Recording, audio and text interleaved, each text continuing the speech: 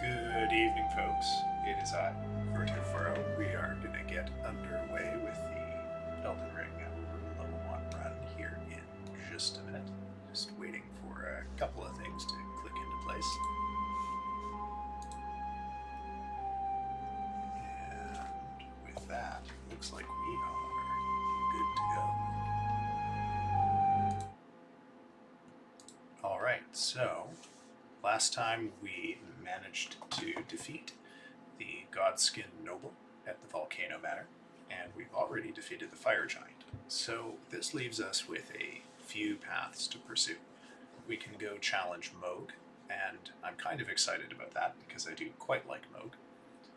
We could instead push Rykard, although I have a sneaking suspicion that Rykard is going to be probably the most difficult fight in this run other than Millennia.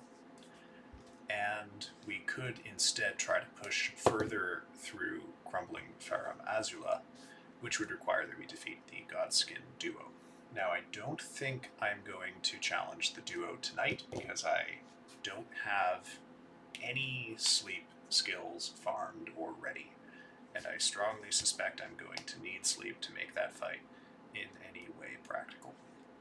So we will, I think, have a go at Mohg here. I do have his Purifying Tear and a plus 18 weapon. Now, I do think it is probably going to be about time pretty damn soon to go through and start upgrading my weapons. So we'll probably start off with a push through Farum Azula, and then once we've picked up some bell bearings, we will move on to dealing with Mohg. But I do actually want to start off by working through Mohg's area and at least get the Site of Grace that is near his elevator. So, with all that out of the way, we will move along here.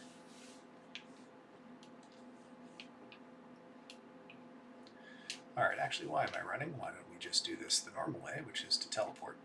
I did not... it occurs to me it's probably a little smarter for me to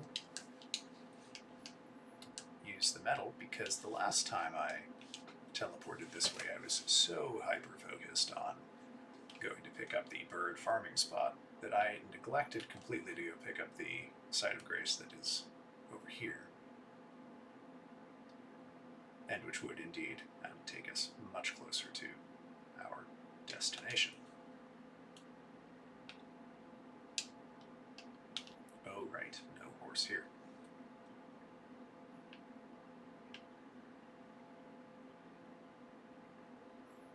I will say I have definitely been enjoying the new playstyle, essentially, that Rune Level 1 demands of you in certain circumstances. It is quite an experience to go through a boss that you are used to just stomping and be fully humbled and have to revise your strategy from top to bottom. I think the best possible... oh, darn, that's not what I wanted to do. The best possible example that I could give of that is undoubtedly the fight with Morgoth, the Omen King. A fight which, from my understanding, most people just absolutely push right over in the base game. Because if you do really any leveling at all, and you don't just rush directly to him, you are likely to face him oh goodness gracious me, at a level much higher than the game is really anticipating you do.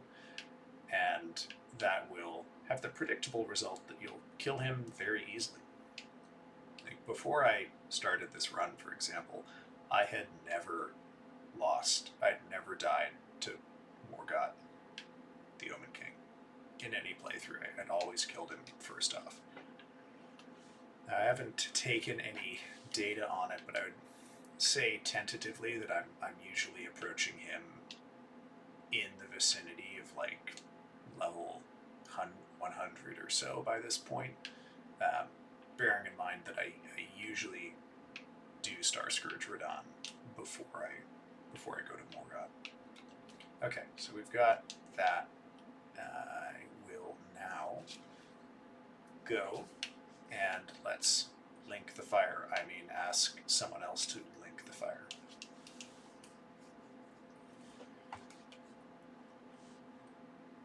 But yeah, the typical experience of Morgoth is watching this sad old man put on his final glorious defense of this order that he loves, but which does not in any way love him back, and beating him into the dirt. Just an absolute humiliation in his dying minutes, I should say. But approaching it as a rune level 1, I had to encounter the fight in a way that I had never actually encountered it before.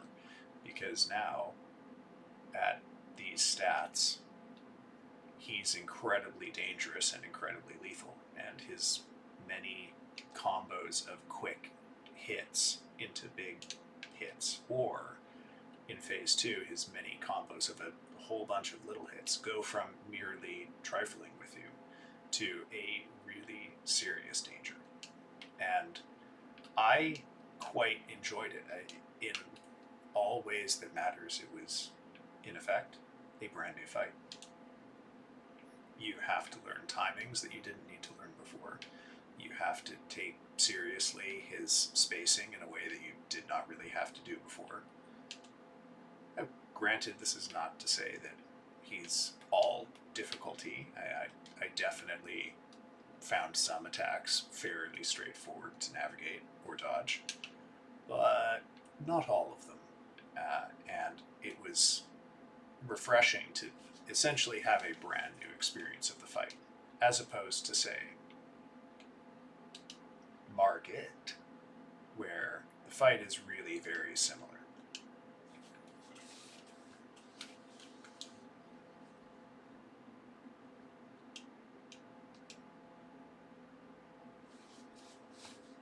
I foolishly skipped that. Yes, we are going to commit a cardinal sin.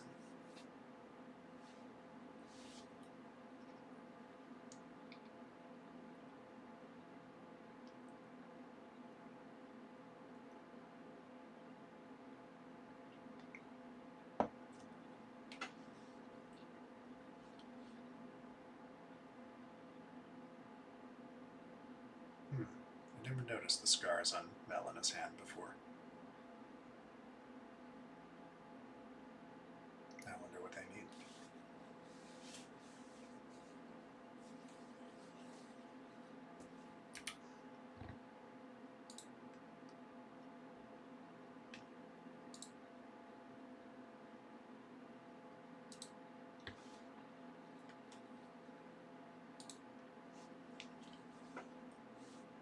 I wonder what they came from. Oh boy.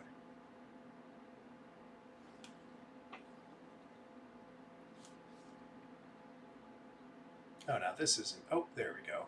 strangely, I'm seemingly getting some different results from VideoTube, which is leading to the GIF-tuber not quite reacting in the way that I expect. I have been having some annoying audio issues too, on top of the total failure of my main pair of hard drives on December 31st. The microphone that I use for streaming now is not detecting its hardware mute, and also seems to have lost whatever I had done in the past to ensure that it filters out background noise. I guess I could run my audio through Discord and use their filters or whatnot, but I should also just learn how to put filters in through OBS.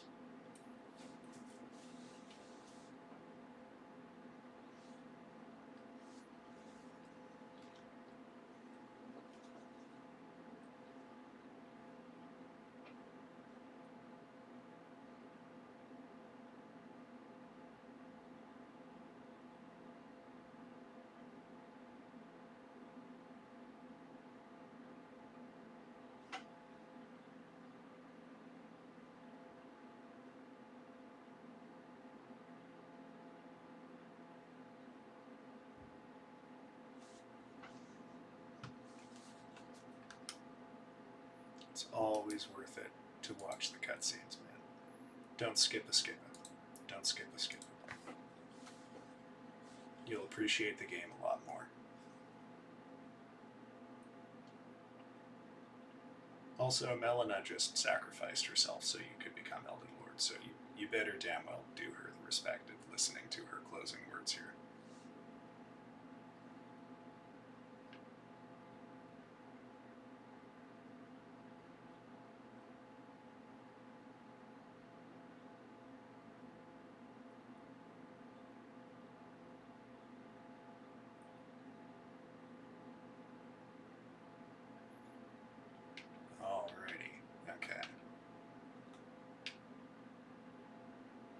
Am I going to lose these 100k runes almost immediately? You bet. I'm not going to worry about it. No, not at all. What's there to worry about? They're just runes. Take me 5 minutes to get that many runes, if not more, by farming birds. There's nothing to be concerned about. Other than, I don't know, the humiliation of defeat.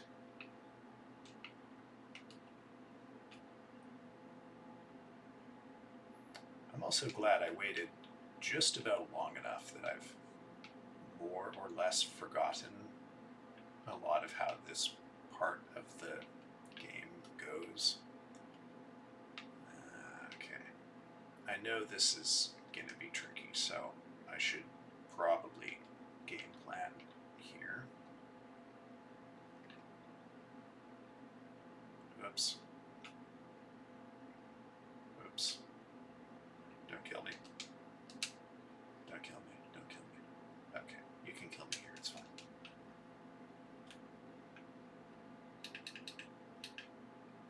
Oh, interesting, okay. Right, I forgot these guys have tiny baby boys. Oh no. Well, that was just to be expected. Fortunately, I'll just respawn right there. Why worry? Why worry? Okay, hold on. I'm gonna double check on my GIF-tuber here. Why are you not responding the way that you should be? Talking, talking, talking, talking, talking, talking. Talking, talking, talking, talking. Okay, we'll go with that for now. That seems to be a little more consistent. Back to things. Oh look, there's my runes back. Now, not going to get ambushed right here, but there is going to be a very large, angry dragon coming my way. This dragon, I seem to recall from the Misty Days of Yore, has the highest poise of any enemy in the game, and is therefore functionally impossible to stagger. I've only bothered to kill it, I think, twice. Once on a playthrough where I was massively over-leveled and didn't really need to worry about damage at all. And on another playthrough where I was level locked at 150, I defeated it using a pickaxe, which is a really, really excellent weapon for destroying dragons, might I add.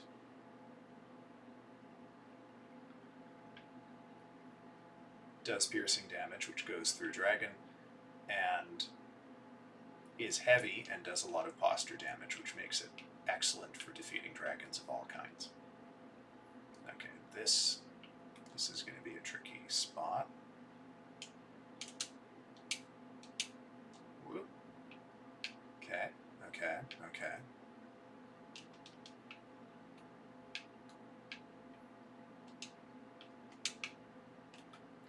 Okay, you know what?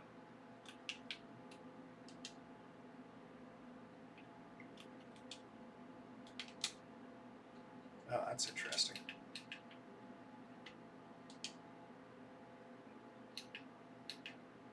Oh, well. I don't know, I thought they were getting hung up on that railing there. Didn't really think it would be a problem, but here we are. Okay, well there's one of our bell bearings right there. I want to say that's the only one we get before the Godskin, so that'll be all I need, and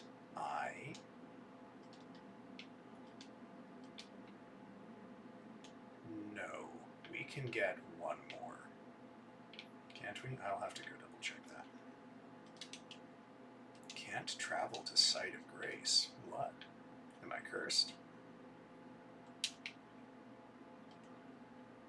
Okay, there we go.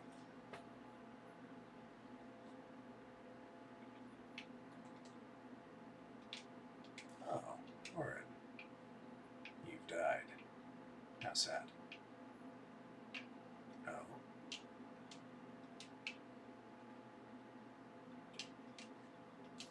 By the way, I won't be upgrading any weapons to plus 25. We're going to max out at plus 24, because no one needs weapons that strong in this game.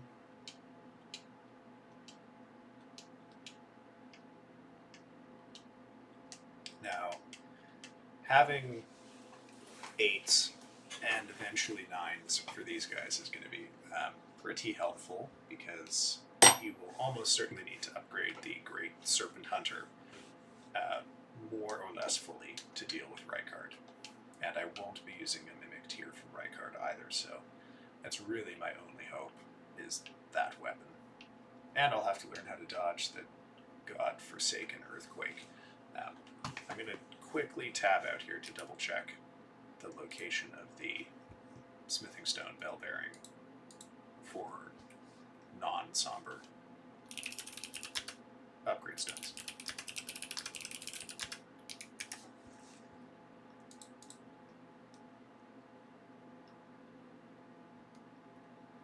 Oh yes, so it is. The one that I'm looking for is in fact dropped by the Godskin duo. Okay, well, I shouldn't be upset about that. It does put something of a limit on my progress here, but I honestly think that the plus 18 is going to be fine to deal with Rykard. I'm sorry, Mohg, at least. So we'll probably do Mohg, and then Godskin Duo, and then Rykard. I truly don't think I'm going to be able to do Rykard without a fully upgraded Serpent Hunter. So, which one? So okay, here's the thing about Mohg, is I need my strength, I think, so I am going to have to forego my bubble to be able to purify off his curse. So I guess that is where we are going to start. Might as well be a little efficient here and just spend that, because I'm almost certainly going to lose it trying to progress Mohg.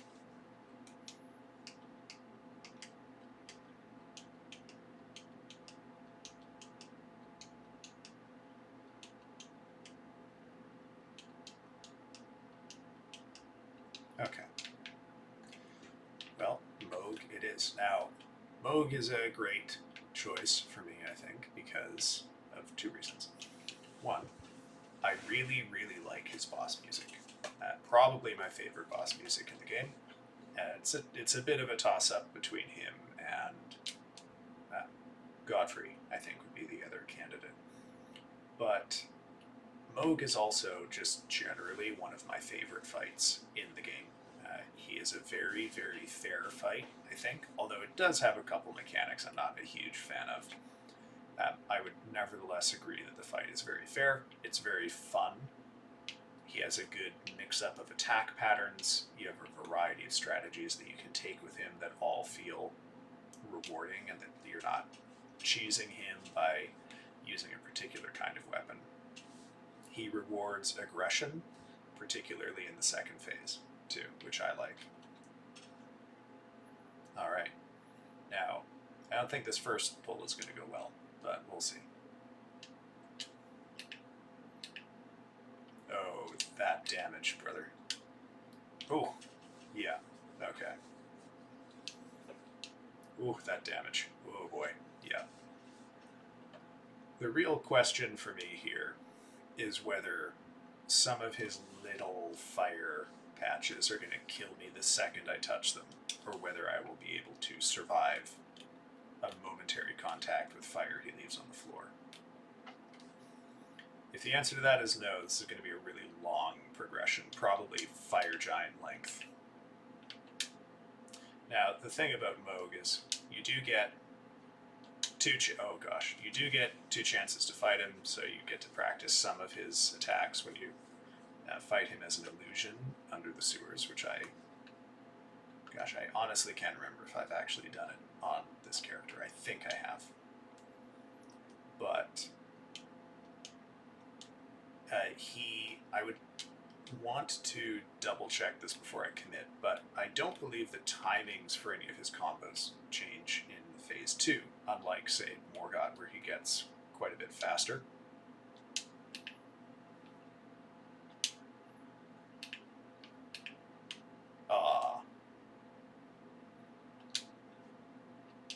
Okay.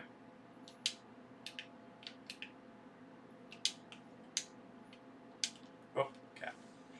I was thinking a little too much, but he has also very predictable patterns. So, as with all of these fights, it will come down to experiencing the patterns enough and thinking about them consciously enough that I can transfer what I know I need to do into habit so that I no longer need to think about it and I can just react. You know, effectively, you have to develop Ultra Instinct against Mohg. It's going to be a chore, though, in a sense, because, with this guy, probably everything that he does is going to one-hit kill me, and I can't bubble because I need to have the strength to wield the weapon. I mean, I guess if I really wanted to, I could have bubble and purify, but I still can't bubble in Phase 1.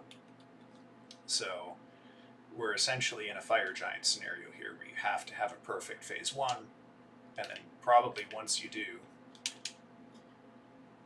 Phase 2 will come naturally because you've already learned so much.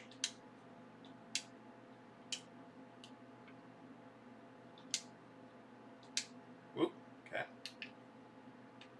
Now the other thing about Mohg that is worth pointing out at this point is he's really vulnerable to bleed because he's made of flesh, and he is quite staggerable.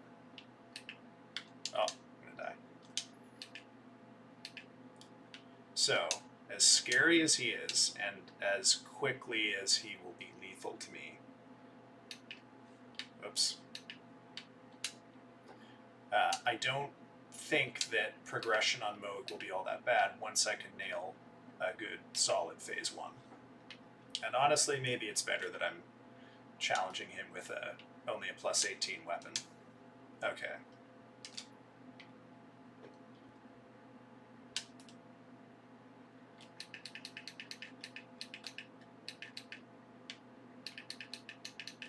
Aw, well that was stupid. Guess I shouldn't have stood right in front of him.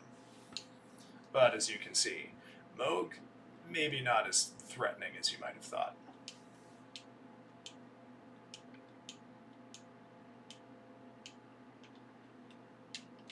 Talk's a big game, but, you know, one guy with a stick can put him down without too much trouble. Having said that, he does throw a lot more fire on the ground in Phase 1, or I'm sorry, in Phase 2 compared to Phase 1. And I am genuinely unsure how much, you know, tolerance Phase 2 will have for a positioning mistake. And of course, by positioning, I don't mean standing right in front of him when he does the attack that he does when he starts Phase 2. I mean getting tagged on the back of your leg by a tiny speck of fire type positioning.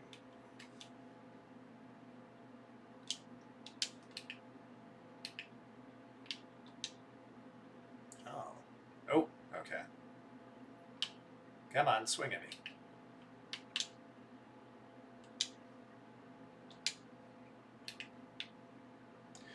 Some of his patterns are pretty straightforward, like with that claw attack, he almost always charges after it because your vision is obscured by the fire. So if you can anticipate it and know the right positioning, it's fairly easy to dodge. But of course, it's not uniform. Sometimes instead of the charge, he will come at you with an overhead swing. He doesn't necessarily have the most intuitive, I suppose, patterns because his attacks are really big and clumsy and disjointed. So it really is just a matter of looking for the weapon and not being where the weapon is when it's going to connect with you. And also, you know, you absolutely cannot afford to be greedy at all with this guy. I mean, you definitely can when you're rune level 150, but not here. That's interesting. Okay, not going to punish that though.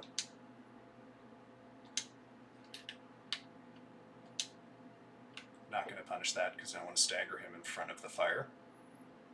And my first level of curse. Okay, come on. Get away from the fire. Oh, I got lucky there. That attack feels really punishable, but you have to watch out because he causes an AoE when he rips the fork out of the ground, and that AoE will kill me. I've definitely died to it in other fights against Mohg when I'm a lot stronger, if I just got reckless and tried to punish something that I shouldn't have. Having said that, he is absolutely punishable inside his combos.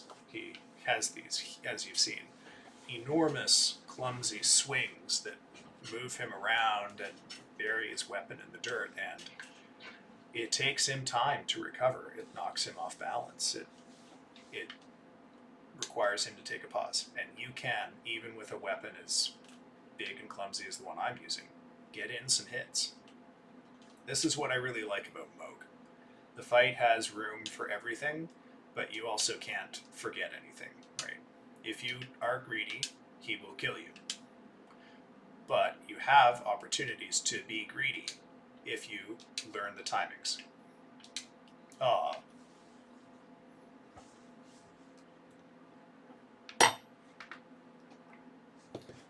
I would say Godfrey actually works the same way.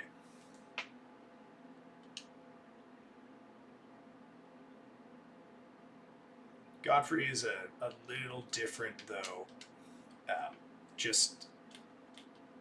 The phase transition, you can't out aggression Godfrey, but you can kind of out aggressive Mohg. Whoop. That was interesting. I didn't expect to survive that. Okay, we're gonna get a charge. No, we got nothing. Okay. Okay. So if you were to rush forward and try to punish that stab, he would probably catch you with the eruption that comes after. Oh no. Oh no. Okay. Nope. There is a tiny bit of geometry to this boss arena surrounding this like channel that's in the middle of it. And I feel like that has, on occasion, saved my ass. I don't want to rely on it, though. That just doesn't feel like a predictable enough strategy that I can make it work. Not worth counting on. Rather just learn the timings, learn the strats, and not be greedy. Okay, good. Okay.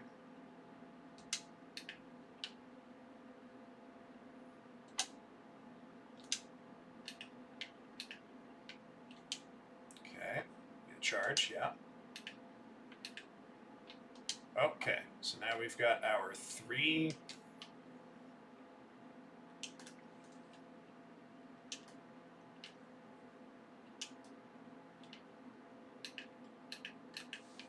Oh, goodness, that attack has a wide swing. Okay. Well, I did deserve it. I did absolutely 100% deserve that. Second time I got him to phase 2, and I made the exact same mistake I made the first time. Just 10 feet over to the left. One of these days, I will remember not to stand close to him when he completes the transition. Alright. Bonk. Dodge. Bonk. Dodge. Kill me. See, I've definitely escaped that hit sometimes when he's standing up on the ledge. But this is what I mean by it's always better to just learn the spacing and learn the timing than to count on weird geometry shit like that. Oh yeah, another reason why this guy is a great fight. Great arena. Great arena. It's flat. You don't have to worry about the bullshit. I think I would like the Fire Giant, for example, a lot more. Ah, see. Greedy. I like the Fire Giant a lot more if his arena were not all over the place. And it's not even just that it's slow. Like, it makes it very cinematic when you step into his arena, that you turn around and you start going up this hill, and you can kind of see him over the first crest, but then you go over that first crest and you really see how huge he is. And you watch him like slowly amble towards you with this plate in his hand. Oh. It's quite an experience. And then, if you're fighting him on rune level 1 and you're about to spend a fair number of hours on him, you start to realize how not set up for him his arena actually is, because he gets hung up on all sorts of terrain. If he is standing sideways up a slope, all sorts of strange behavior results. If he is near a tree stump or a cliff, all sorts of strange behavior results. And unfortunately, despite his bulk and the fact that he just relies on this huge weapon to beat you down, or his feet, his attacks move him around a lot. And so it just creates a lot of scenarios where you're, damn, didn't get the timing right on that one, where you're just like fighting the terrain or trying to learn how weird, janky interactions with his attacks and the terrain are actually going to work. And you can do it. I mean, I kind of feel like I got some of them. Do I want to do it, though? No, absolutely not. I would like the Fire Giant fight if it were just uphill, if there were no other weird terrain around. It'd be a lot better. Or if he just more consistently destroyed the terrain that he touched. But, like, some stumps he breaks, and some stumps he extremely does not break. And in fact, they will break him and his AI and his pathing if you get near them.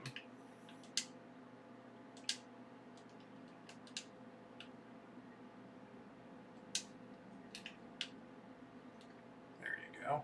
That was a good start to that fight. Aw. Didn't think about his immunity frames there. Oh, gosh. Okay.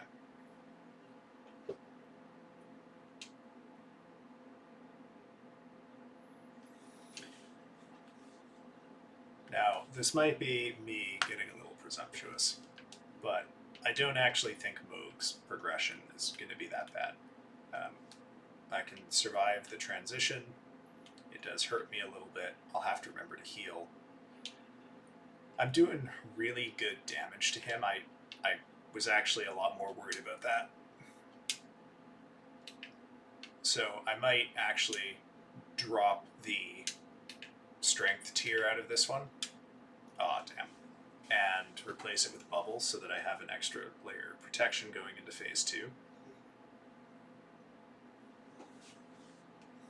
Having bubble, I wonder, well, see, the thing is that I take a little bit of damage at the start of phase 2, so the bubble's going to pop immediately. It might not be worth it in that case.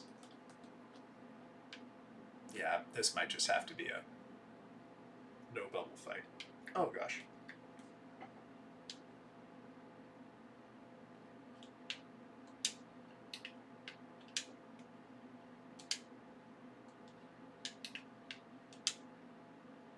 Charge. Okay.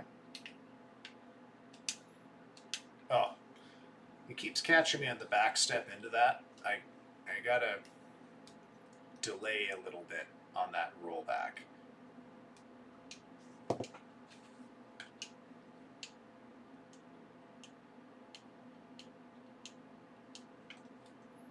Alrighty, let's get another couple of pulls in here. I had my tea a little bit before stream rather than right at the start of stream, as is traditional. So I'm starting to feel the effects of how much tea I've put in my body.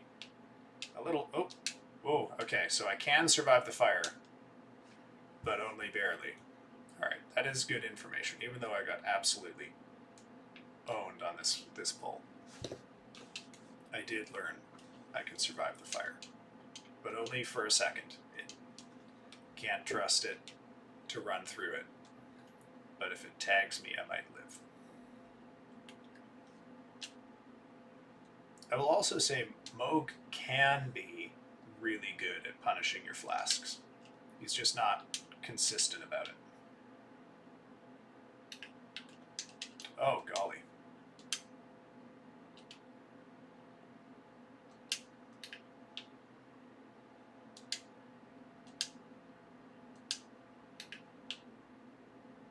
Okay, fine.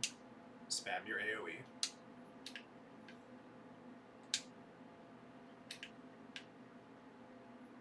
You see how, just with a few basic principles here. Oh, the backstep. The backstep. You see, this is what I mean by there's a lot of opportunities you can take, but he also will hit you for being greedy. And part of what I'm learning as I go through and do this run is all of the attacks that I've been safe to not have to worry about and therefore haven't learned. Like that backstep does not do a lot of damage. And I would bet he's hit me a bunch of times with that in otherwise very successful pulls of him when I haven't been rune level 1 limited. But because that kills me now, I have to take it seriously. So this, this fight has shades of his brother's fight where you suddenly have to care a lot more about stuff you could just push through before.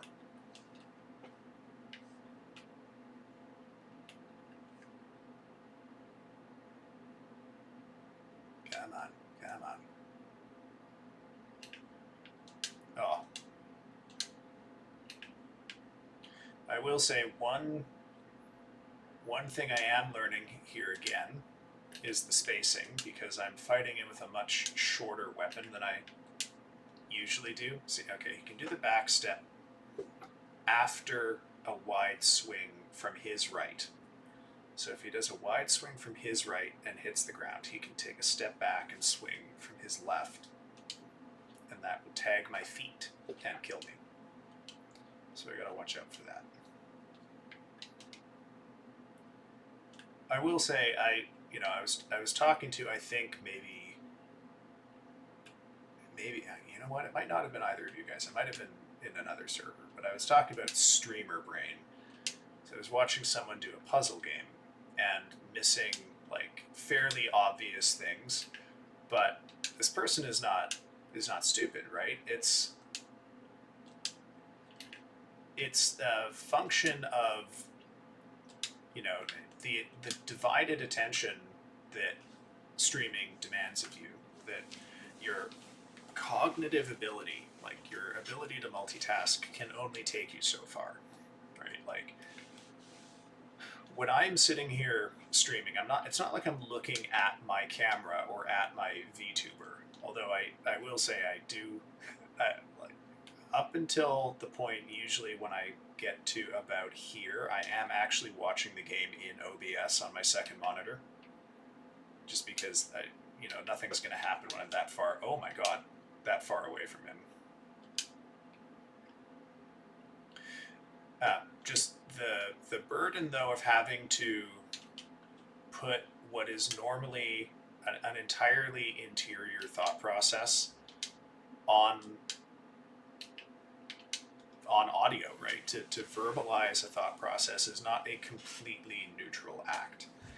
And also, it slows me down because I don't want to arbitrarily just stop talking if something new comes to my mind. So if I'm verbalizing my thoughts about, like, what are the nature of his combos, what is the timing, what do I need to watch out for, and then I notice a thing, I have to, at the same time I notice that thing, also file it away so that I don't use it and therefore stop talking about the first thing. Uh-oh.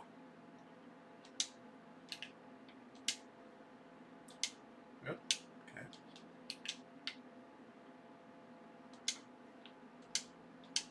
Ooh. So the question is, would it take me as long to progress, say, the fire giant if I were doing it off screen? Because before I started actually streaming it, I was doing the early stages of the Rune Level 1, just streaming to a couple of people on a Discord, which was not exactly the same thing. It was a little less, cognitively impairing because it's not public either, right? So you have less of a filter, and it's a little more reactive. So yeah, if I weren't on stream and I were just doing this Rune Level 1, I would probably clear it a lot faster. And I bet this is a thing that the people who do really serious speed running have to conquer. Like, you fundamentally cannot be doing the same thing if you're trying to speed run a Rune Level 1 run. You just can't be streaming the same way. Oops, totally on there.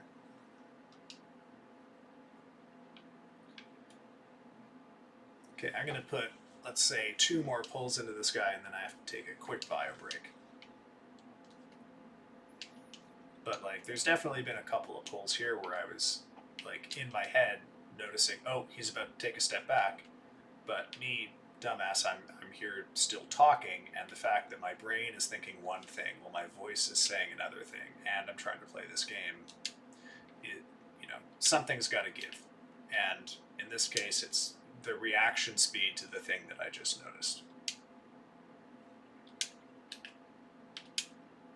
Whoa, that should have hit me. Okay. I thought that might be possible. It might still be possible, but maybe the way to deal with that is just to roll away from it. I feel like, though, he catches me a lot when I roll with that attack, unless I'm quite far away. Fortunately, it's not subtle. It's not hard to see that one coming, so it's usually easy enough to space it out.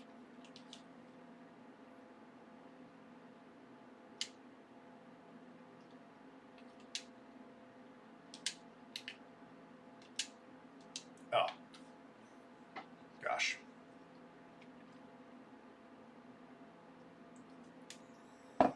And of course there's the fatigue factor, right?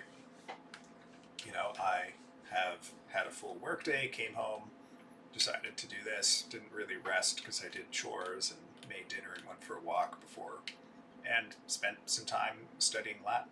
Right, subtle A, Mohg, and that's going to affect it too because I'm I'm no longer like purely recuperate. Oh gosh. While I play the game like I would have normally before streaming, which isn't to say that I, don't have fun streaming. I absolutely do, but it changes the experience of the situation where it's not, I can't purely meditate out. Okay, I'm gonna do one more pull and then break. I can't purely meditate out just by getting focused on the game because the stream itself prevents me from getting purely focused on the game. So my normal, like, let's call it private experience of Elden Ring, which is that I find it quite a relaxing game to play, is still here in the sense that I don't like get angry with the game and I don't really get frustrated with it as some people seem to. Yeah, he caught me on the back step. But it also doesn't have the recuperative effect that it normally would. Okay, folks, I'm going to take a quick break here while I go remove tea from my body, and when I get back, we will return to Mohg. I'll be right back, folks.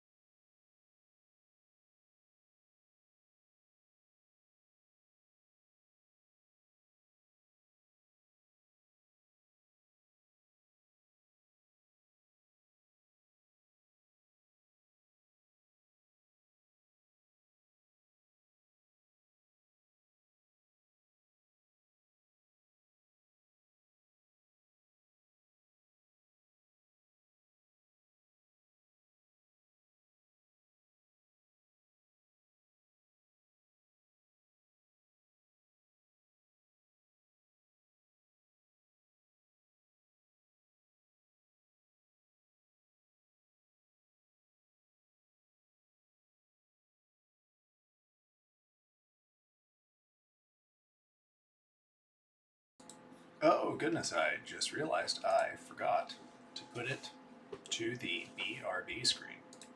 Oops. Okay, well, I am relieved of tea and back onto Mohg Progression.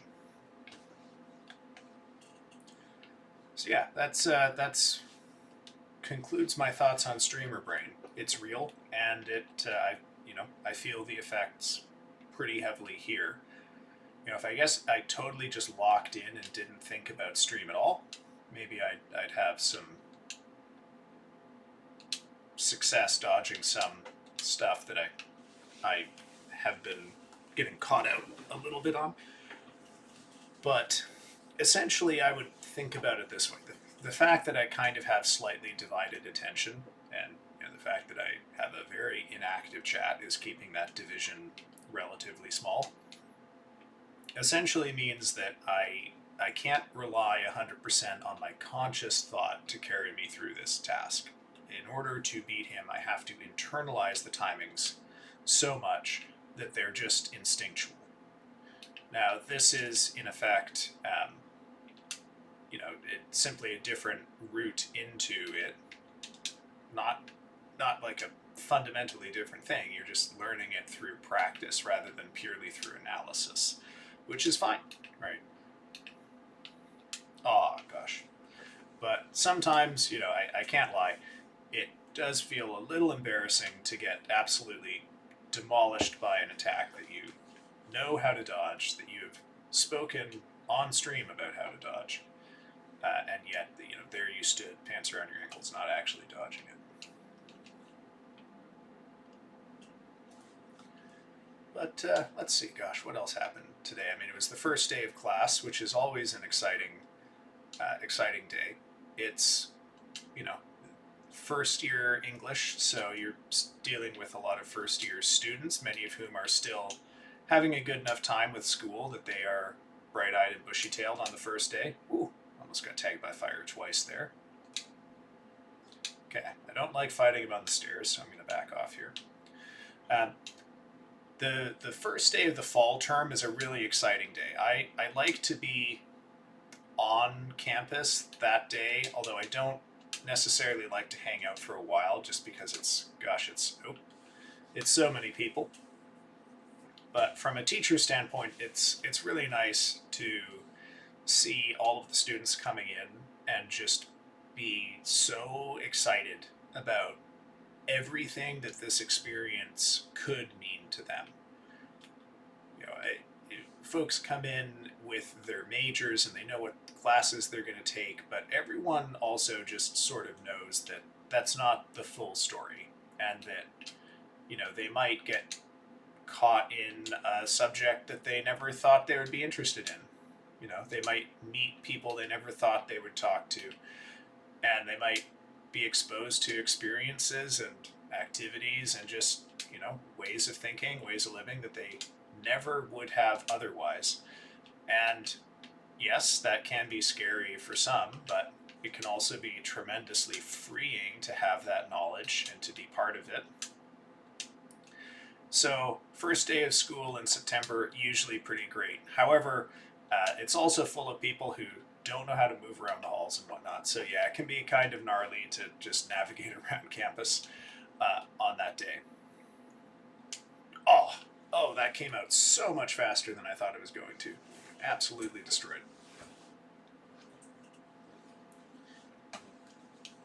Second term's first day also has a lot of that, and I prefer, like, of the two, the second semester, just because it's a little more sedate, right? It's not quite as rowdy, but there's still a lot of excitement, and I won't say there's as much, like, let's call it jubilation. There's not a lot of, or not as, oh, I'm gonna get killed. Not as much, like, not as much of the happiness that you would express through hooting and hollering and, horsing around with your friends or whatever, right? Which is not a problem. And not a judgment on either case, right? Lots of ways to have fun, lots of ways to express it. Second semester has a lot of the same optimism, but it's also tempered a little bit with some, I guess, let's call it dose of reality, because not everyone had the first semester that they were expecting. So some of the students are really happy and really excited. Some of them are interested, but they're a little more cautious. They're approaching it with a little more of an eye to figuring out what it's going to demand of them.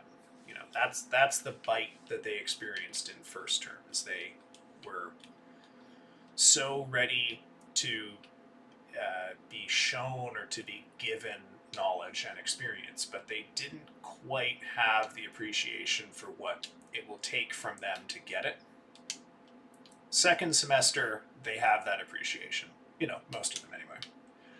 Which is not to say, you know, that like everyone's sad. It's just it's a little more knowing, right?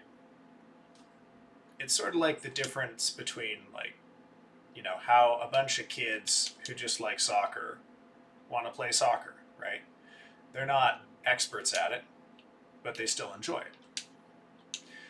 Contrast, like, people who are maybe not professionals, but maybe they are playing soccer in part because they want to be good at it. That experience is going to be way different, won't it?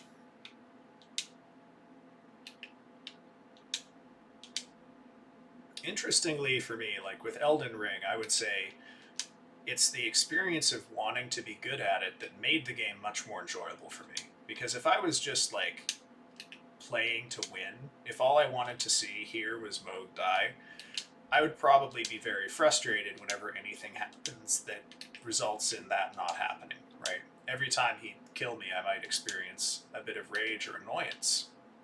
But that's not the experience I have, right? Because my goal is to beat him in a certain way under certain conditions.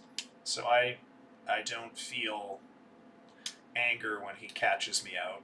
You know, it's not the game's fault. It's my fault. Oh gosh. So I guess that's my clumsy metaphor of the day, is that the first day of the second semester is more like trying to do a Rune level 1 run, I guess. Yeah, let's go with that. But it was also a good and interesting day for other reasons. It was an unusually beautiful day for this part of the world, although it was much warmer than I would like. The warmth meant that the entire area was bathed in fog, but because of the geometry of my university, I was actually standing considerably above the fog for most of the day, so I got to, have a bit of wanderer on the. Oh my goodness, I'm forgetting the name probably because of streamer brain here. Wanderer Above a Sea of Clouds, I think is the name of the painting. A bit of that energy, looking out the classroom window and just seeing the ceiling of a canopy of fog stretching out as far as I can see below me, which is a really lovely experience. Being that it was the first week, I didn't make students stay for the entirety of tutorial, so on dismissal I instructed them to make use of some of their extra time to just look out the window and appreciate what they're seeing. And you know what? A couple of them did. So there you have it. They do listen.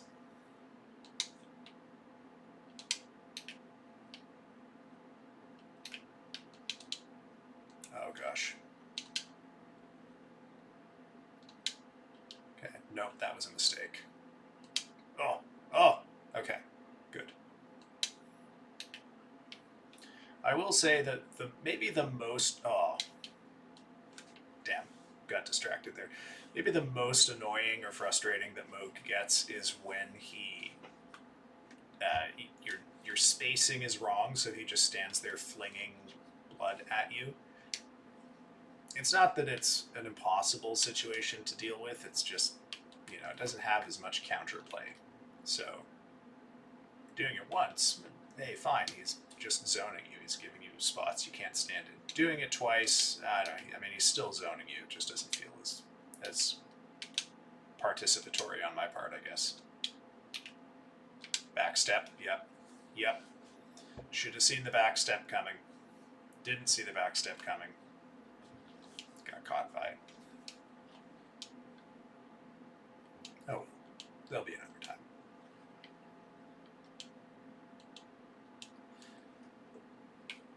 Yeah, that's that's more or less what my day was after.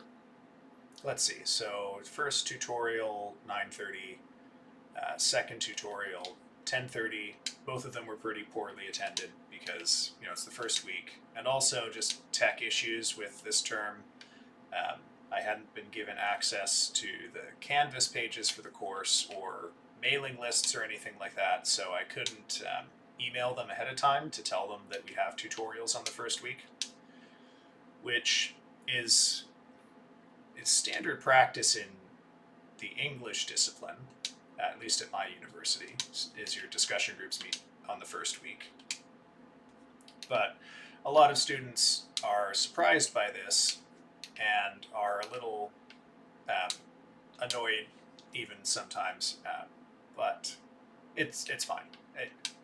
A lot of them are coming from disciplines where you don't have labs or tutorials or anything like that on first week. Like no sciences, for example, have labs on the first week. So if you're a science student and you just had your first term, you took just your core sciences, your physics, bio, chemistry, and a math.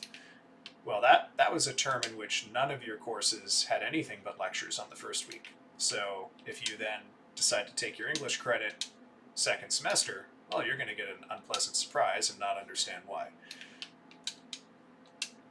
Part of the factor with that, too, is that I believe when students are doing course selection, discussion groups are represented as a lab, or labs and tutorials are grouped together, which also creates confusion. Okay, let's not get caught by that opening attack this time. Okay, perfect. Oh. No, okay. Fascinating. Okay, slightly better phase 2. And once I get some of the tricky stuff cleaned up in phase 1, I don't think phase 2 will actually be all that difficult. Mind you, I'm used to rushing him down. I mean, when I fight him normally, I continue to scour him while he's doing the phase 1 to 2 transition because I don't need to fear getting killed by a mistake. Oh gosh, come on.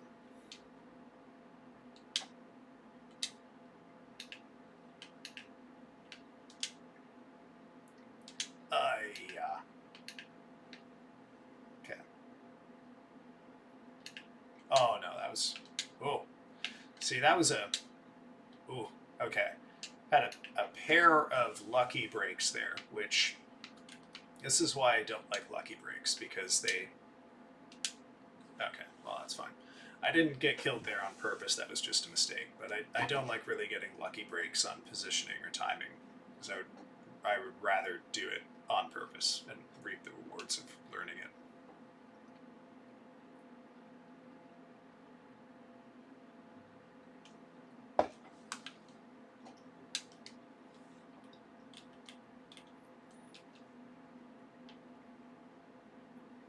Gosh, what was I talking about before that little interlude? I talked about students and first day. Oh, goodness gracious.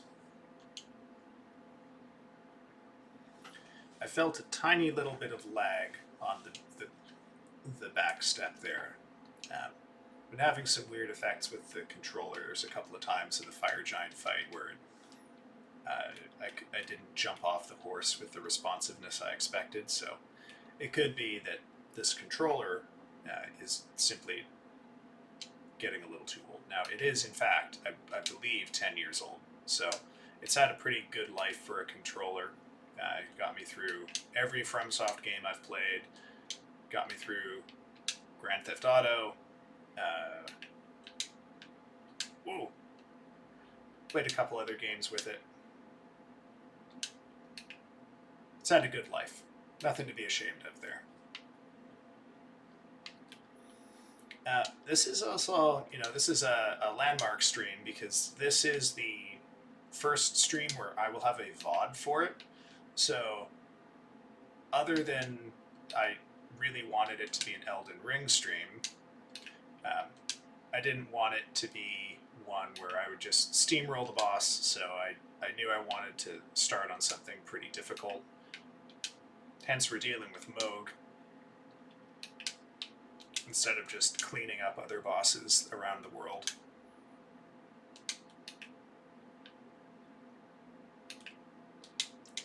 Oh no, I can't capitalize on that. Or can I? I can. Oh no, or can I? Sort of. It limited the damage. Interesting. Okay.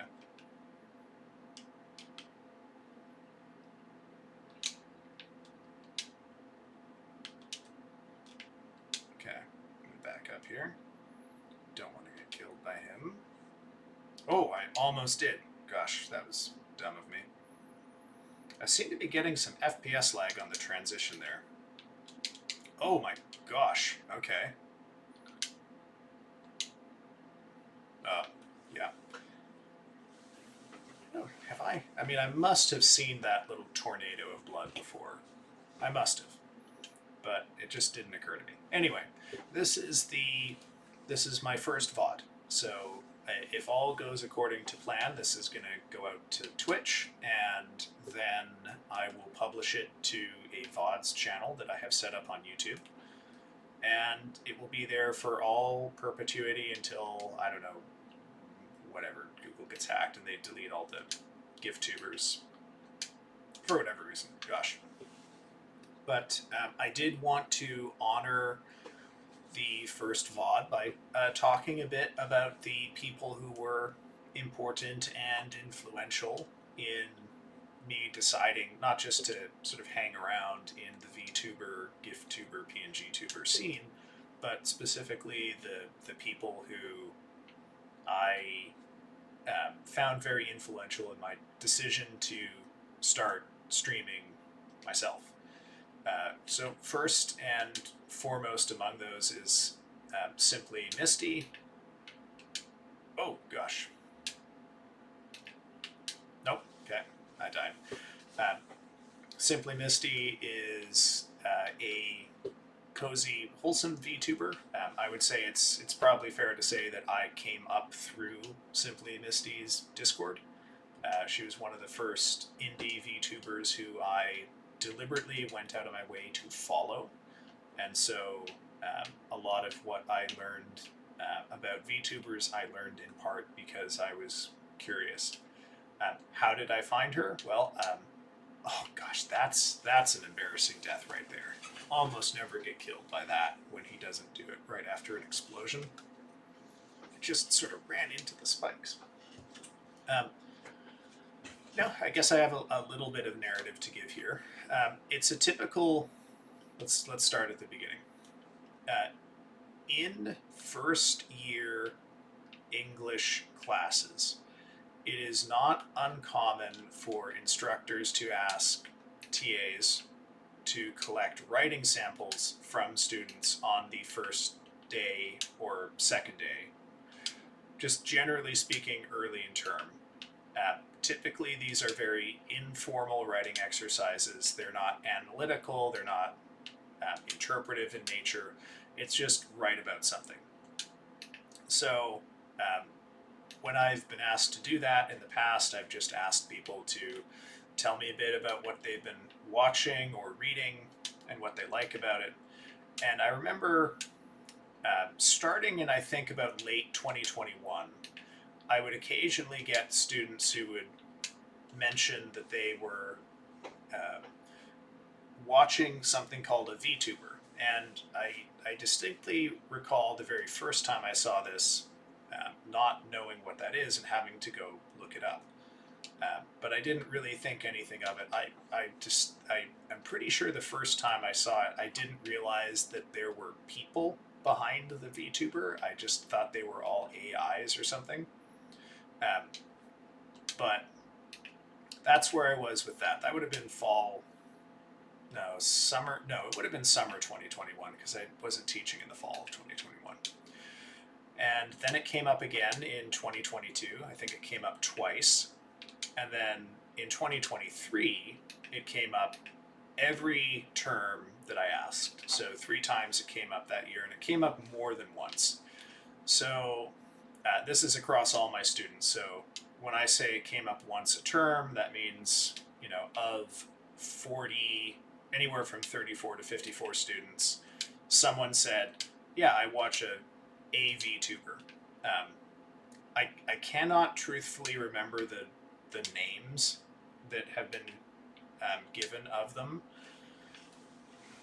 I know Iron Mouse was mentioned at least once, and also I believe Calliope Mori from Hololive was mentioned at least once, but not everyone said names. I've had people just say, yeah, I've been watching a lot of streamers and VTubers, and that's it, right? This is part of why I thought VTubers were AIs at first, because my students were saying things like streamers and VTubers, and I didn't understand why they were making a distinction, but I assumed there was a distinction that mattered, so I just sort of backfilled whatever distinction I thought was plausible to explain it. Anyway, this year I got, in the spring, I got 4 people out of my students told me about VTubers. So, okay, you know what? I don't understand this social phenomenon. I don't know what VTubers are. I've learned since then that there's a real human being behind them, but I haven't actually bothered to understand it. So in the spring of this year, last year I guess, I decided, okay, I'm actually going to take some time out. I don't really get it. It seems a little unusual to me, but I want to understand it because I want to understand my students, right? I don't have the time to look up everything that my students tell me they're interested in, unfortunately, but it feels like I'm missing out on important context in their lives if there's something that is coming up a lot and increasingly, and I'm not taking my time out. So I started watching mainly clips of VTubers, and this would have been in like May, June of this year. In between the stuff from students, I had also seen Iron Mouse winning a big streamer award, and I had seen, seen in a Reddit thread related to that a video that I understand was went quite viral of Mouse reacting to Connor walking her around Japan somewhere. And that was the first time where I was like, oh, okay, right, this is a big deal. Like, I'm behind the times if I don't understand this. So, okay, now we're back to 2024. Oh gosh. And I'm trying to figure out what they are, but it becomes pretty clear to me just after watching a bunch of clips that they're a VTuber is a streamer in basically all the ways that matter that pertain to their behavior, other than that they use a model, right? They use a live 2D, they use a 3D, they maybe they're lazy bastards like me and they use a GIF instead, but there's always something, right? What did somewhat surprise me, and which I have had to learn sort of through exposure to the history of VTubing on the Japanese side, is the overlap with like idol culture, which despite I would say my interest in some weeb stuff, I've never really learned that much about other parts of Japan, and idols didn't and don't interest me, so I have never really picked it up, right? I don't know anything about J-pop, I don't know anything about K-pop, which people tell me is analogous, but not the same. Oh no, I stood in the fire.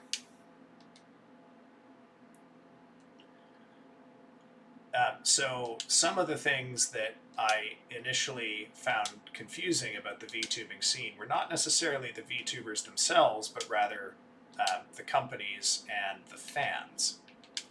And graduations have been a pretty significant part of this to me. Also, because I oftentimes find I struggle to really like just get the idea of a graduation from the standpoint of a certain proportion of the fan base, let's call it. Like, I'm not going to get fully into it here, but I have never come easily to seeing graduations as a death in the way that clearly some people do. I mean, how many bits of graduation, quote unquote, fan art are there of like Fauna, who just graduated the other day, like dead, like being buried in a grave, right? And that to me is just not. That is so clearly far from what is actually happening. It's so clearly far from what is real that I need to apply myself intellectually to understand the social circumstance that leads to that. And this doesn't mean that I'm like here to pass judgment on people.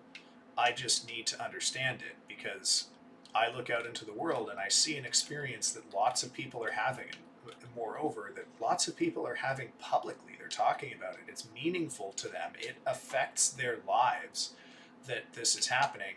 And I don't have the ability to meet them halfway intuitively, right? So this is what I mean when I say I need to apply myself. I don't have the intuitive logic that they do where this makes sense. It's unintelligible. I need to learn the, let's call it cultural psychological language of VTubing, I guess. And I talked with my friend Haku Ataki, another influential VTuber for me, a couple of days ago, and I will admit I had come at this, probably too simplistically. My feeling, I at first tried to understand it through analogy. So I was thinking about like, okay, well, people don't react this way when a movie star retires from a really popular role of theirs. They don't react this way when like a radio host retires. I mean, hell, they don't even react this way when a radio host dies. They do kind of react this way when people actually die. So the analogy is not totally baseless, but it requires some nuance. But the obvious set of differences here is how the entertainer, in this case the VTuber, is presented to the audience. They are not like streamers because you don't see their face. They are not like actors because a streamer is available in a more in a way that the fiction goes is more personal, right? It's the parasocial element. Whereas I don't generally think that radio hosts are regarded as fostering like a parasocial dimension, although as all celebrities do, certainly people do attach themselves to radio hosts that way. It's just not inherent, I guess, to the way that all radio hosts relate to all audiences.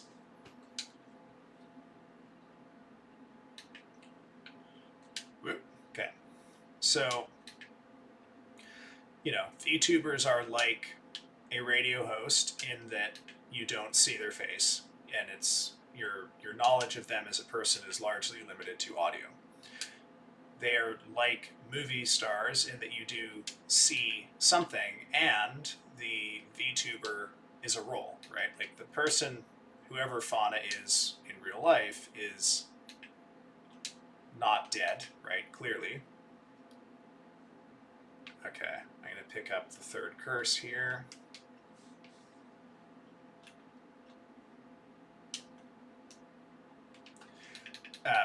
So in terms of employment, I would say the movie star is like the closest, because whoever's portraying this popular VTuber is still very much alive, but has moved on to another role.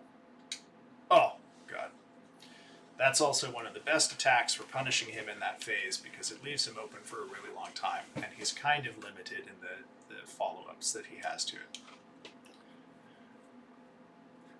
So I had been approaching it through those lenses and just trying to like triangulate VTubing to any of those three functions and just make something make sense to me.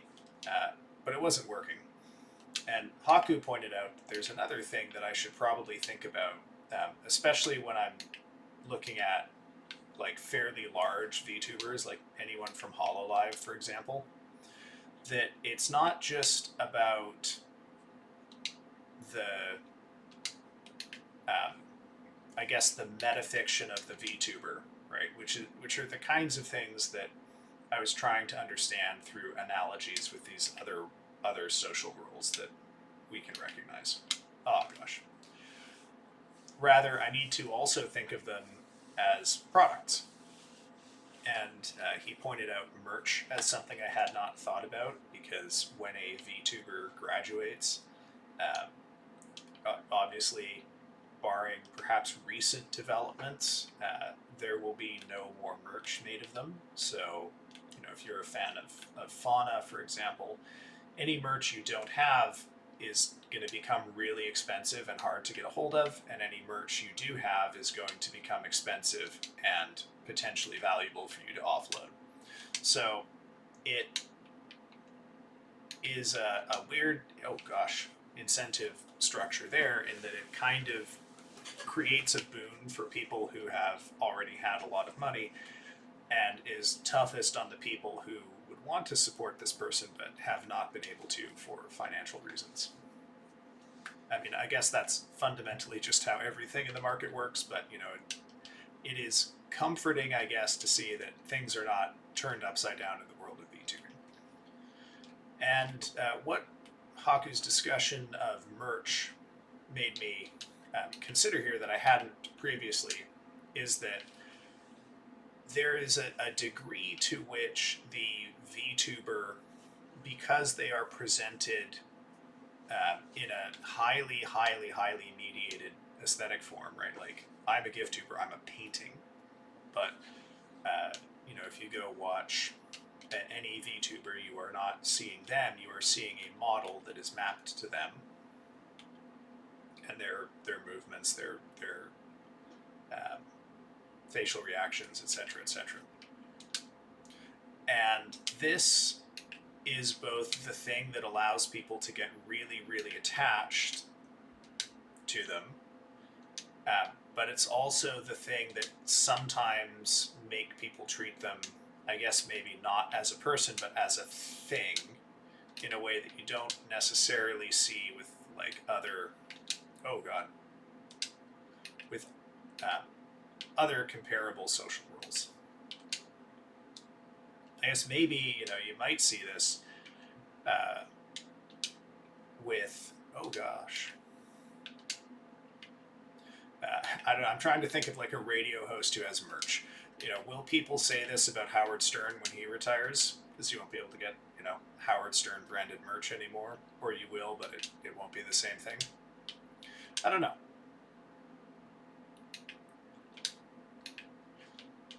But what this discussion did bring me to is and again, I want to emphasize, this is not like a criticism of people who were feeling a certain kind of sorrow or even despair that their favorite VTuber was graduating. it's just that the ways that it exceeds reference to what is actually happening have the characteristics of the way that a person relates to like an object that has been taken from them too. So I don't know that I have derived from this like a fully confident understanding, but I do feel like there's an important dimension to it that has been opened up through that conversation that I have to think about. Which is all to say that, from my standpoint, you should value most of all the labor that went into that performance, right? And yes, it's sad that your favorite, your Oshi is not going to be available in that persona.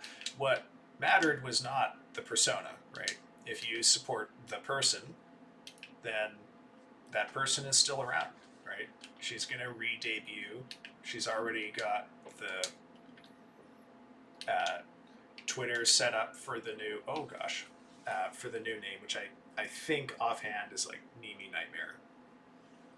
And so, if your support was truly for the person and not for the image, it is not a difficult jump to make, right? Look at Doobie, for example, retired from her old gig and was almost immediately up and running on the new one and is doing great, right? I mean, yes, the friend group is not going to present in the same way as it used to. And like any major change, it is marking a closing of one chapter in that person's life and in your life if you've been a fan of them for a long time. But like the book is still going, man. It's not over. It should be exciting, right? Who knows what they'll be able to do? And this, when it comes to graduations from huge corporations like a Hololive or a Nichisanji, or I guess like even a V-Shoujo graduation, it's not, I can't imagine that these are decisions made lightly. And to walk away from Hololive is to walk away from the biggest platform you can have. Like, think of the access. And that's not even just considering, that you're on Hololive and you get a boost for that. It's all of the stuff that you could get through them. It's just that all the stuff that you can get through them comes with a trade-off, right? It's not free. You got to play their game too. And although none of us are really privy to what was going on, it seems like that handshake was not working for her anymore. But that handshake provides a lot to her too. So I have every confidence that when Mimi Nightmare comes out, we're going to see someone who is doing what she wants to be doing, because you simply would not walk away from Hololive if you didn't have a really good idea of how you wanted to spend your time and how you wanted to be an entertainer, be a performer for a certain kind of audience in a certain kind of medium, right? So I look at that as someone taking ownership of their labor as much as they can, and that can mean refusing to do work that is unsatisfying or meaningless or just unpreferable to them for whatever reason, and choosing to focus on the work they do like. So I don't, obviously I was sad when I watched some of the graduation stream, and especially when like her coworkers are sad, but I'm not sad about like the way that it affects me, because it doesn't. But like if your best friend told you that they were, if you watched your best friend say goodbye to another close friend they have who you don't know, if she's crying when she's saying goodbye to her other friend, you're gonna be sad too, right? So yeah, I was sad when Narissa like broke down saying goodbye to Fauna, but Not because I feel like I've lost something, it's just basic human empathy at work there. No, quite to the contrary. I, you know, am not a fan of fun. I wouldn't personally say I have like any Hololive people that I watch closely, um, but I don't see any reason myself intuitively to be anything other than incredibly excited for her, because it seems like this must have been a really powerfully necessary decision. Her friend Amelia, I'm sorry, has left and shown what is possible after leaving. So, you know, yeah, you can be sad because Fauna won't be able to hang out with, I don't know, Bibu or Narissa or whatever. But you can be happy because Fauna can hang out with, well, Fauna can't, but Nimi Nightmare can hang out with Doobie. So that's my thoughts on it. I guess the other sort of missing reference for me here is I have absolutely no idea how any of this does or does not correspond to the way that people approach idols in Japan or idol culture generally. And I'm hesitant to make like easy analyses between, or I'm sorry, easy analogies between idol culture and other kinds of pop music culture. I just simply don't have the familiarity with the scene to even know if those comparisons would be, clarifying, much less appropriate. So I'll refrain from that, but that's obviously an open question too. Whoa. Oh, pretty good phase one here.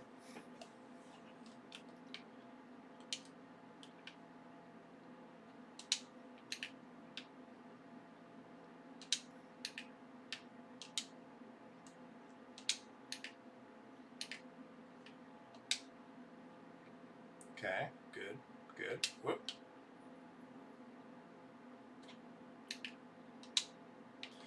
You will recall this entire discussion was a digression off of me talking about the VTubers who have been influential for me. So, where was I? Okay, yes. So I started watching VTubers in clips because my students were telling me that they were watchers of VTubers and I didn't understand it. And a couple of the big corporate VTubers have been brought up, mostly Hololive people, I think, and also Iron Mouse. Yeah, so I watched clips sort of on and off while I tried to understand, like, okay, what's the deal here? What's the appeal? And I approached it basically as like, okay, they're streamers, but they're anime. Okay, fine, whatever. And I think that does go a certain part of the way to explaining it, but it doesn't go all the way.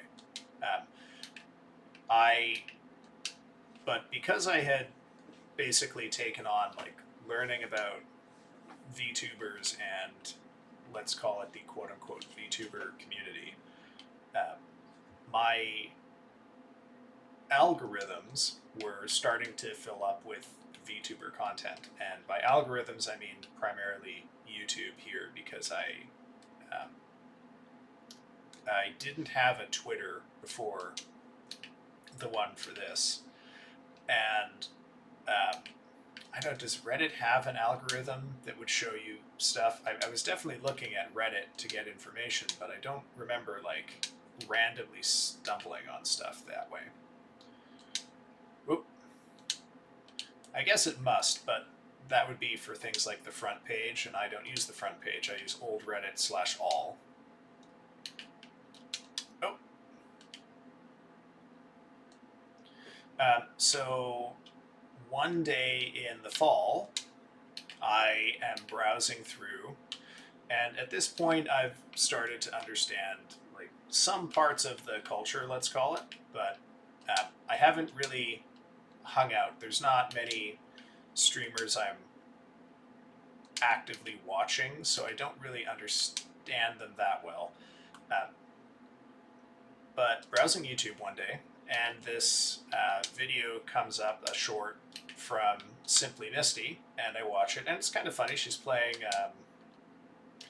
I do not remember the name of the game. It's a Stardew-like that has turn-based party combat in it, and I thought that was pretty fun. There was a funny joke in it, and there was a chunk of the gameplay that I thought was nice. But I even managed to freeze him, and I still walked into that attack. That's a shame. But yeah, so that's how I found Simply Misty, and I quite enjoyed her community. It's she's a wholesome VTuber, so Misty places a pretty high value on cultivating a pretty chill and supporting vibe, and that really comes through in the people I met through her Discord, which would include a few people I talked to today still. And from there, I decided, yeah, you know what? The people who are getting 11,000 concurrent viewers don't really need my support. They're doing fine, right? I would rather take a chance on someone who is small and trying to build an audience and help them out, because I was also starting to realize around this point something that I've seen brought up occasionally in discussions of VTubers, but not often, which is that it seems like VTubing is a profession. Let's call it a profession. VTubing as a profession is something that feels more available to people with disabilities than other kinds of streaming. I've seen more than a couple of streamers mention, or VTubers I'm going to say specifically here, mention that part of the reason they're VTubers is that they don't want people to see and comment on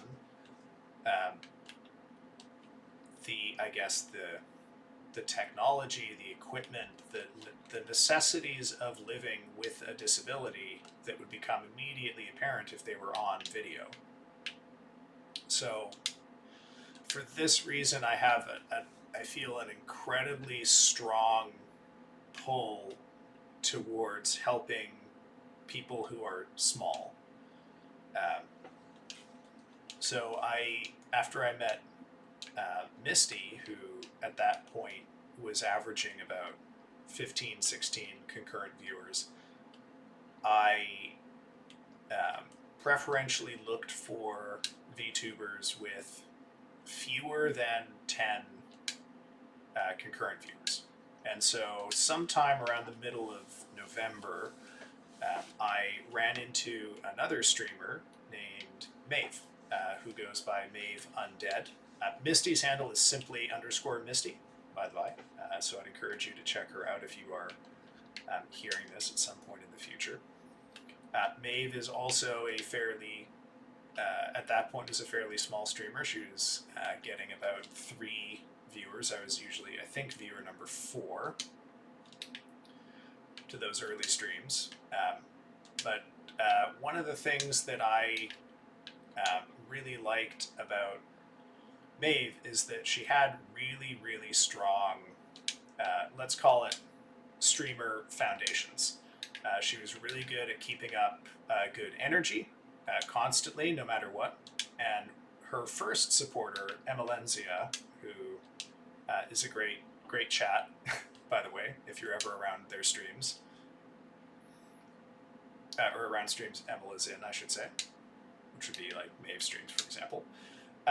Emil has mentioned how impressed she was about Maeve's ability to keep up the dialogue when there was no one in chat. And yeah, so for me, I looked at that and thought, wow, that's a really impressive skill. And that's a thing that I wanted to emulate here. Like I'd originally planned to have my first stream on the 1st of December. I'm sorry, 1st of December. The 1st of January.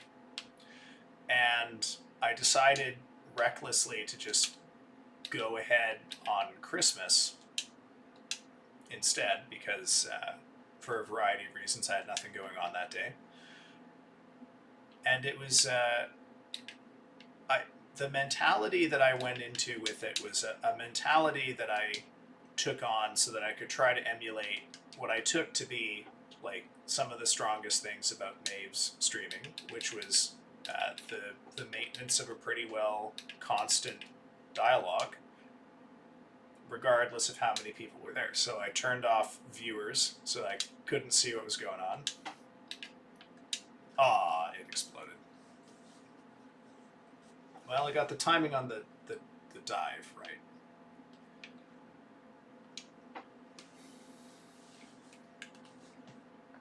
But that has been my goal pretty much always, is regardless of what numbers I see or if I look over in chat and like there's no one there, fine.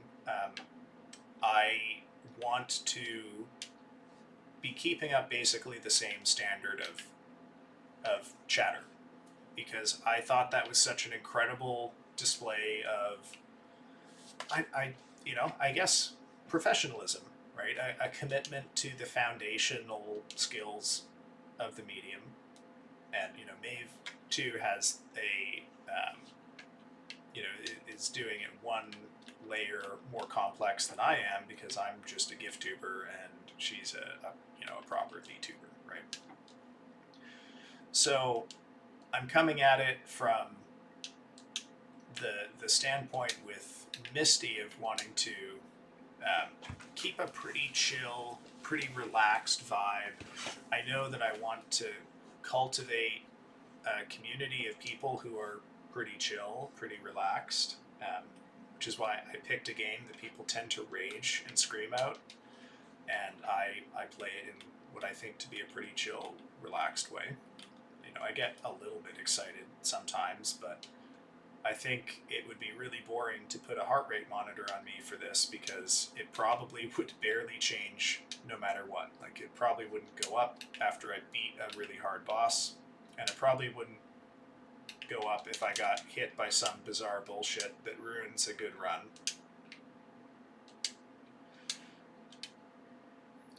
So I learned, I think, a lot of meta skills from Misty in terms of the importance of how you want to portray yourself as a performer, and the effect that has on the people who will want to watch you perform. And from Maeve, I learned how crucial it is to keep the fundamentals top of mind and always be ensuring that you're acting on the fundamentals.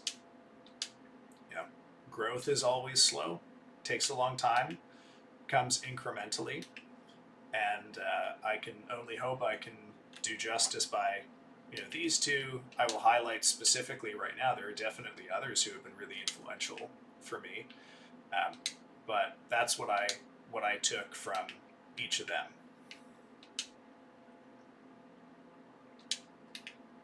And if you're listening to this in the future, go check out Simply Misty. She likes to stream a lot of cozy games. Oh, I'm going to get killed here. Yeah, I'm not going to survive. Alright, that's fine.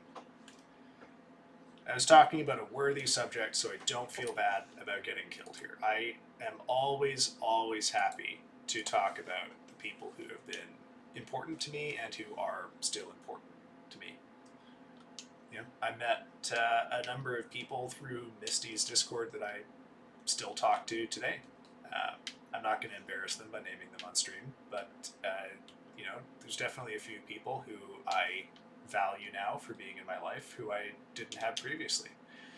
And it's not that I didn't have friends I'd met online before. There are people I know through World of Warcraft back when I was a much younger man. People I met through other games and whatnot, but this was the first time I had met people, I guess, through streamer fandom specifically, and that was that was quite, yeah, it was I guess, yeah, be fair to say it's a new experience for me. You know, it's like, being friends with someone who is, has a very different life than you, sort of, or maybe being friends with someone who's really far away, like a pen pal. You know, not better, not worse, just different. You get a window onto, oh gosh, get a window onto another element of the human collective.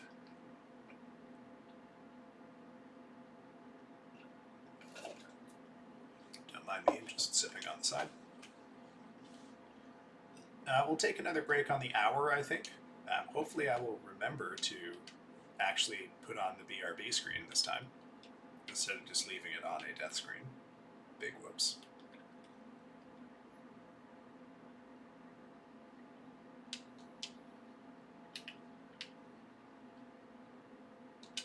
Woo.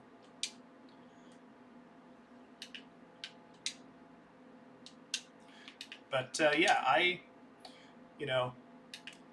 when I decided to start streaming, my theory going was that I was basically going to try to make this new hobby overlap with an old one. I have been wanting to do a Rune Level 1 playthrough in Elden Ring for a long time. I'd done informally hitless playthroughs, just on, or hit, individual phases of boss fights in the past, just on a whim, like on a normal, let's call it Rune Level 150 playthrough. But I had never just committed. So I knew that was something that I wanted to do, just to prove that I could. And thought, you know what? Let's stream it. People like Elden Ring, people like challenge runs. I can make that work. Oh dear. And so here I am. But I knew also that, I hadn't really played many of the horror games that I used to really like in the last year. I didn't play many spooky games in 2024. So I also knew that I wanted to go back through my library and look at some of the games that I'd really enjoyed. Scorn, which is a game I will probably play Wednesday this week, was a big one for that for me. Uh-oh, I'm gonna get killed. Yeah. Shouldn't have backed up, shouldn't have tried to flask.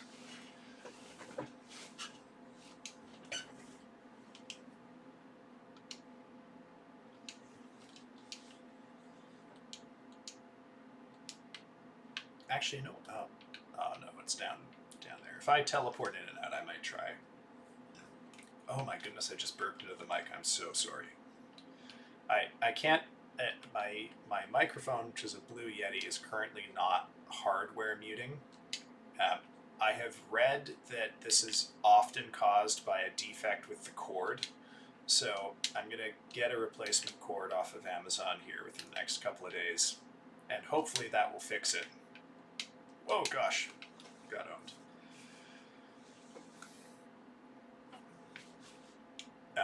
But no, I do not plan to keep burping into the mic, you freaks. Anyway, where was I? Yeah, so I figured, okay, well, I'm going to do this Rune Level 1 run, and I'm going to be replaying some spooky games. And I also knew just from, changes that I knew I needed to make in my life that I wanted to have a better commitment to a schedule.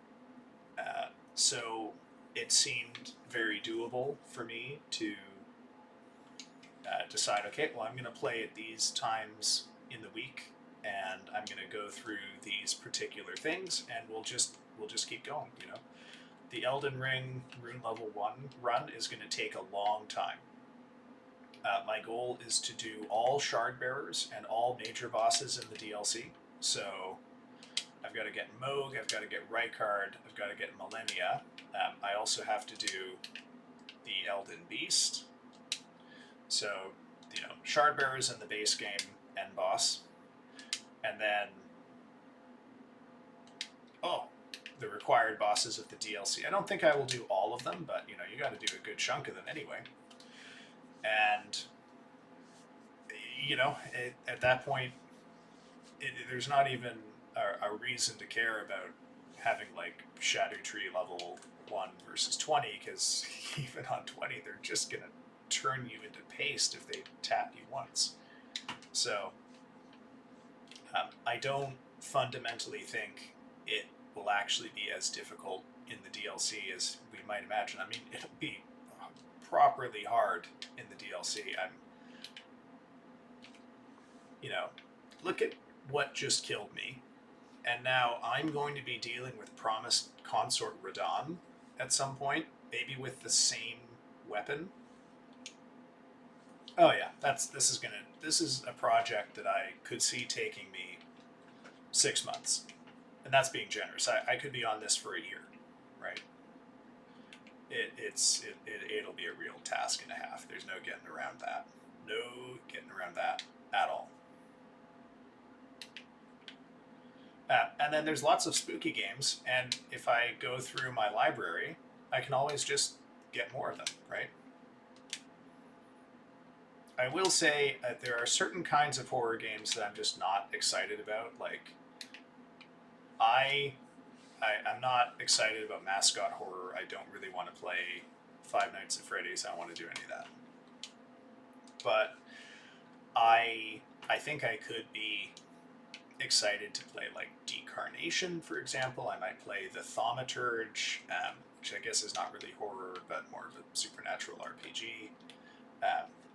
I was really excited to play Zoocosis until I found out it's kind of shit, which is a shame. But I have no shortage of games I think that I want to play on stream, including games I've never played before that I'm not replaying, and that would include like Priory of the no, what is it called? Scald, Path of the Black Priory, or something like that. Silk Song, when and if it ever releases. Yeah, there's lots of things. Other FromSoft games, like, man, I would certainly love to play Sekiro. What an incredibly fun game that was. Also Dark Souls, any of them I would happily play. I would happily do a rune level 1 run of Dark Souls 3, or I'm sorry, soul level. Oh no, I'm gonna die. Yeah, so I guess it's soul level. Yeah, soul level 1 run of Dark Souls 3. I didn't really experience very much difficulty with Pontiff Sullivan in that game, even though I'm regularly told that's the hardest boss. The Nameless King did not give me all that much trouble. Once I got around phase 1. Phase 1 actually did, like, the air phase where he's on the dragon, did actually kind of fuck me up a few times. Wait. Okay.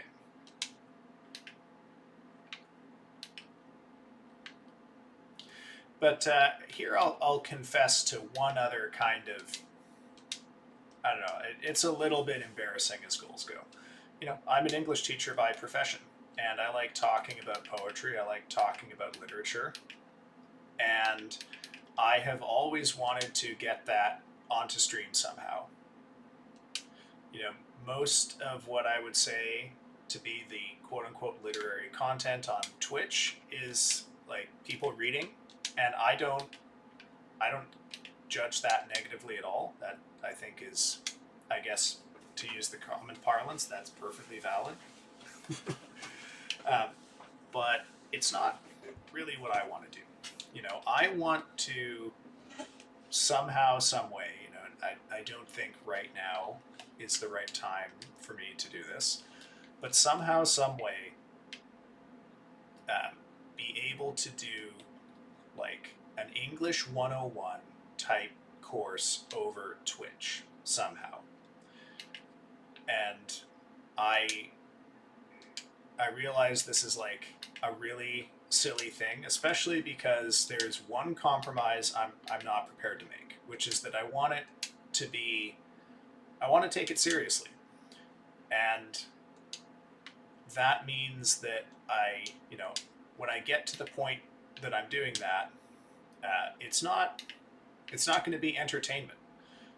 Like, so I know that there's an inherent contradiction in that, because I've come to a platform that is for entertainment and said, no, I'm going to take it so seriously. I'm going to put stuff out there that is straight up work for people.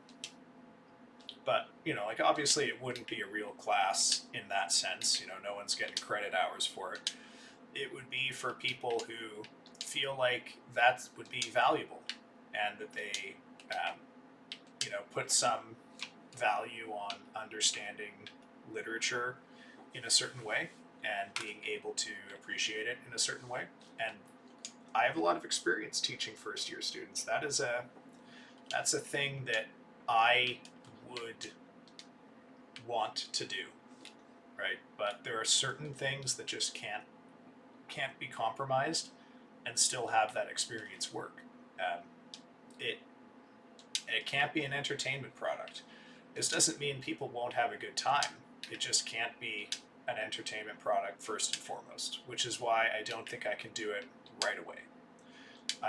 That kind of thing is doable, but not without an audience, not without it, enough of a reach that people who know this is something they want might be inclined to join. I do know people who I've met through Discord or through the various communities who are interested in this. And once again, I'm not going to name them. I don't want to embarrass anybody.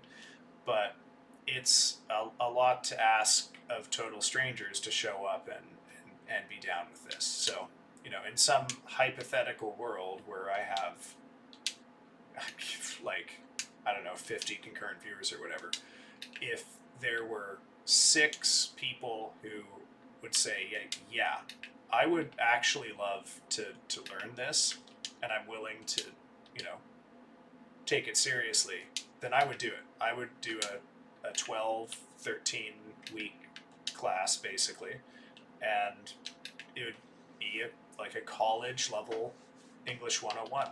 And I would still, record the VODs for it and have it up for free, because I do think, regardless of stereotypes, there is an incredible appetite in the world right now for education. And although this is, let's call it, counterbalanced with a certain, anti-intellectual trend that is really hard to forecast in its, how specifically that would affect me, I do think there are people who would want that. I mean, maybe it's delusional. Maybe I'm just fooling myself to think that there's, 5, 10 people on Twitch who would happily tune in to become more confident and capable of analyzing a poem, for example. But I fundamentally believe that people are curious and interested, but also we are not creatures defined entirely by our own individual senses, right? Like, lots of people who are curious end up, acting against that impulse because of whatever idea that they're confronted with. Like, maybe they are ashamed in the moment when they see someone talking about a movie, and they realize that this critic is perceptive of things about that movie that they themselves, not only didn't see, but would not have been able to see. And that engenders a kind of defensive projection. Right? It's not uncommon for me to see people be accused of elitism or the most wild forms of pretentiousness for doing nothing more than pointing out shot composition or very simple elements of how these forms create or shift sympathy for certain characters or actions or whatever. So as much as I also have, I have trust in the better part of humanity, that there are people who would want this, who would value it. I also know that there are a lot of people who not only wouldn't value it, but would actually resent people doing it. And I don't really know how to handle that if it were to come up. Like, it probably wouldn't, because everything is so small and insignificant. But, you know, it weighs on me in part because it's an idea that I definitely see out there in the world. We're coming up on second break time, so I'm going to hop away for a couple of minutes here to remove more tea from my body. And when I come back, we will continue working on Mohg. I'll see you soon.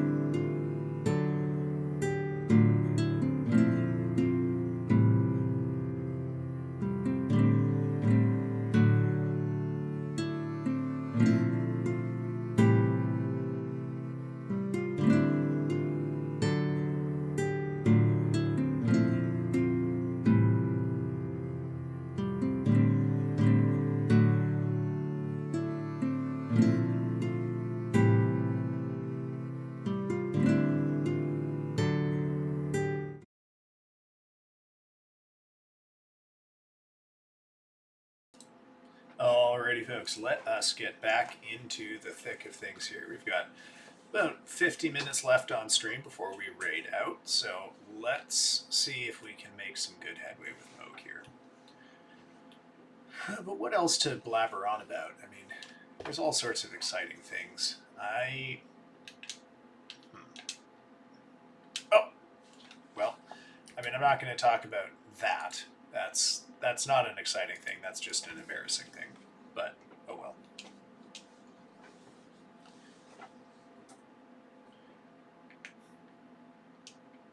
Gosh, okay. Yeah, okay. I have a thought. I know one of the... no, I'm sorry, my brain is having a total fart right now, because you know what? You know why I can't think? Because I'm paying too much attention to the boss and not to whatever inner monologue I'm experiencing right now. Oh gosh.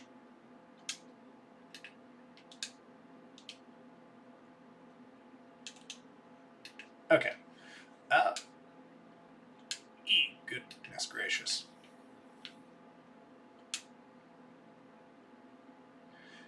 Yeah, I guess we can circle back a bit to talking about like trying to understand the VTuber phenomenon here, because I think that it's also sort of not escaped my notice that VTubers get, and like the VTuber fans get a certain amount of scorn from the rest of the internet, broadly speaking. And, you know, even in particular from people who are fans of streamers but not VTubers. And I don't, like, oh gosh, I don't necessarily mean like fans of any one particular VTuber, or streamer or VTuber here. I just mean in general. And that is a phenomenon that requires some explanation, I think, too, because, gosh, you would imagine that people who are fans of, like, I don't know, imagine whatever flesh tuber you want here, that their experience of being a fan of that person is most similar to the experience of people who are fans of a VTuber, and it is more similar to that than it is to any other recognizable social phenomenon, right?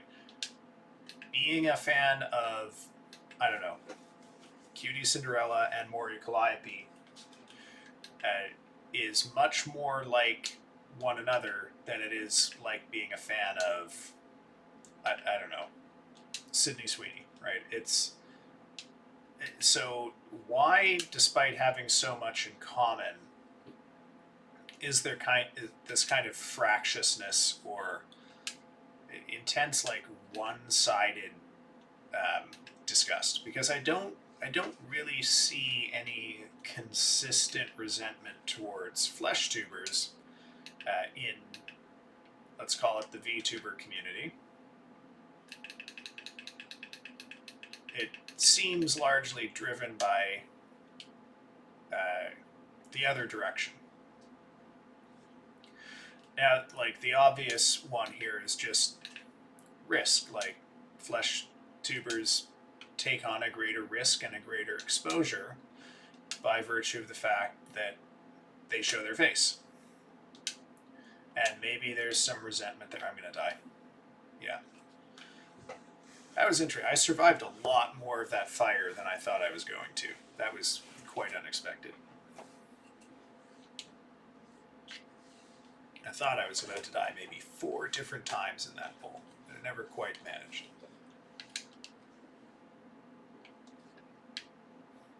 At any rate,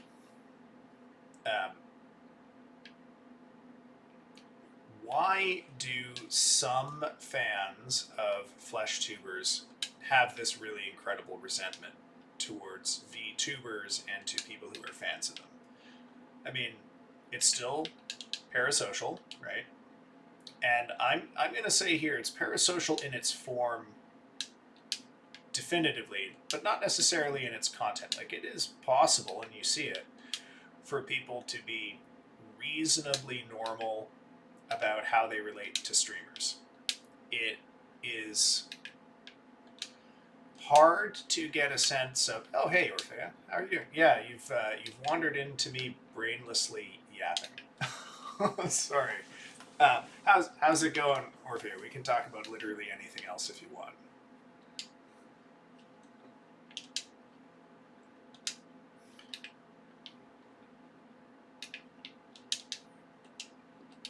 Oh, I'm gonna die.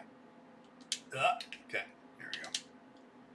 Can't stay long. Ah, well, thanks for coming by anyway. I appreciate it. Well, hello, Orphea, and goodbye. I appreciate you coming by to say hi to me and watching me get absolutely stomped by Mohg again. And I'm sorry you wandered in at that exact moment. I promise there were actually reasonable and not horrible topics of rambling earlier in the night. Hey, yeah, don't worry. I mean, you got a busy life too. You are a fucking spy for the government or something, aren't you?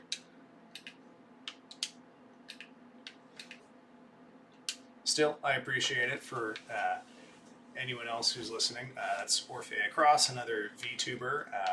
I try to catch her streams when I can too. I really appreciate Orphea's sense of humor. That's one of the reasons I stuck around. I don't display it here too much, but we have a similar propensity towards the unhinged.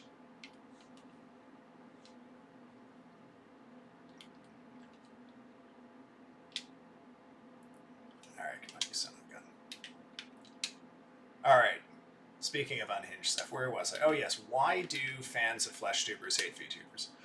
So, okay, so there's the risk, there's the like sense of bitterness that they're just not exposing as much. Now, that risk can also be, if you look at it a different way, entitlement, right? Their anger is not that, their flesh tuber Oshi had to, take more risk.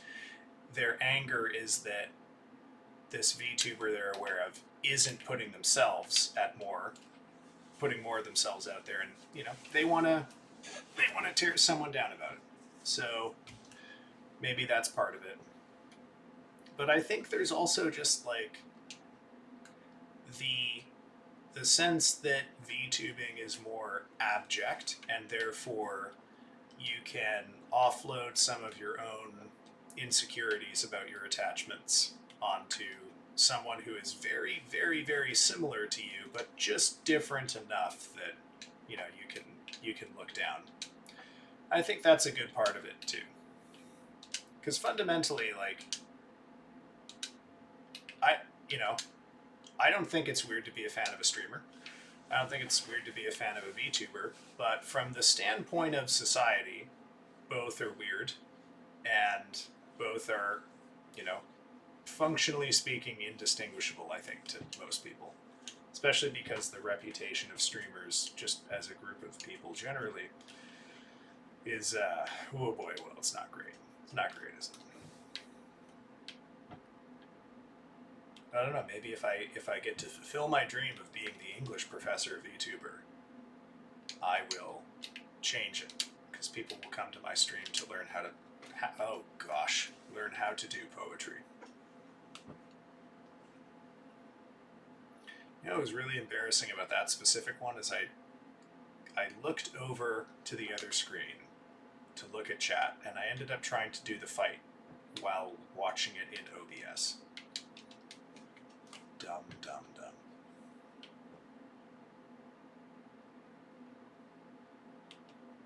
Okay, Mohg. We're gonna make this happen. Come on, buddy.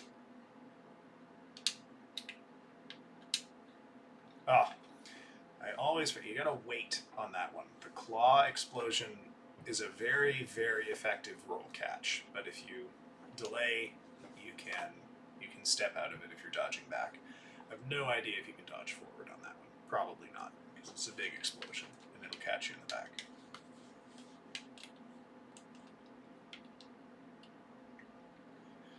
In terms of other, stream, I spent a lot of time today talking about my influences and some of my bigger plans. What are some of my stream plans? Well, I would love to get more Latin in the stream somehow. I have a separate little journal that I keep on the side while I'm studying Latin where I try to write out what I think will be like good streaming phrases and expressions that I might have some cause to use on stream. As you might imagine, Latin is not full of vocabulary that will make that easy. So I have a lot to learn. Or maybe I just have to create the words that I need here. It's one thing to just say salve to anyone who shows up and have that be our Latin, which is fine. I should remember to keep doing that. I just feel like if I'm greeting people that way, it's setting a promise that I can't necessarily keep. I wonder what the Latin version of don't let your mouth write a check your ass can't cash. What the Latin equivalent is. I'm gonna die. This is just a mess.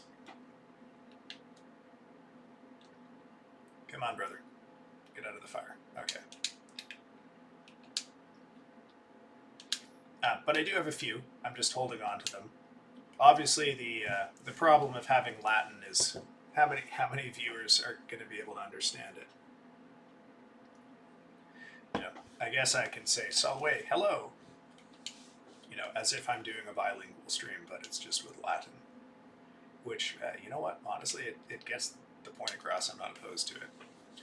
But I have been thinking of, if I reach my long-term, by which I mean end-of-term goal of getting affiliate, which I'm tentatively hoping for the end of April on that. One of the channel point redeems I was envisioning I might do is force me to speak in Latin as much as I can. But also, it'd just be fun to, like, Mohg speaks Latin. He only counts, though.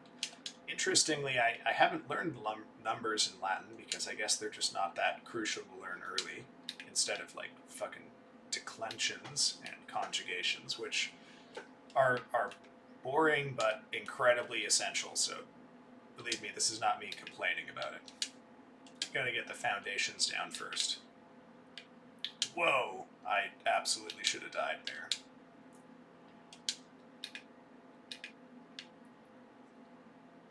Okay, buddy, let's put you down. Are we gonna get? Yep. Okay.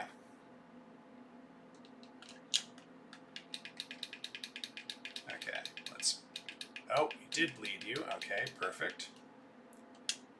Now let's not get immediately killed by that. Okay. Oh boy.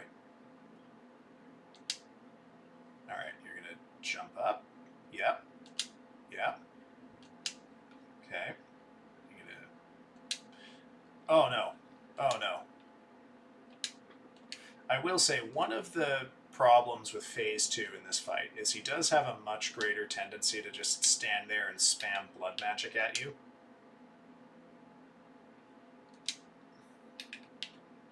And, I understand why. It changes the dynamic of the fight a bit, but man, it just isn't that fun.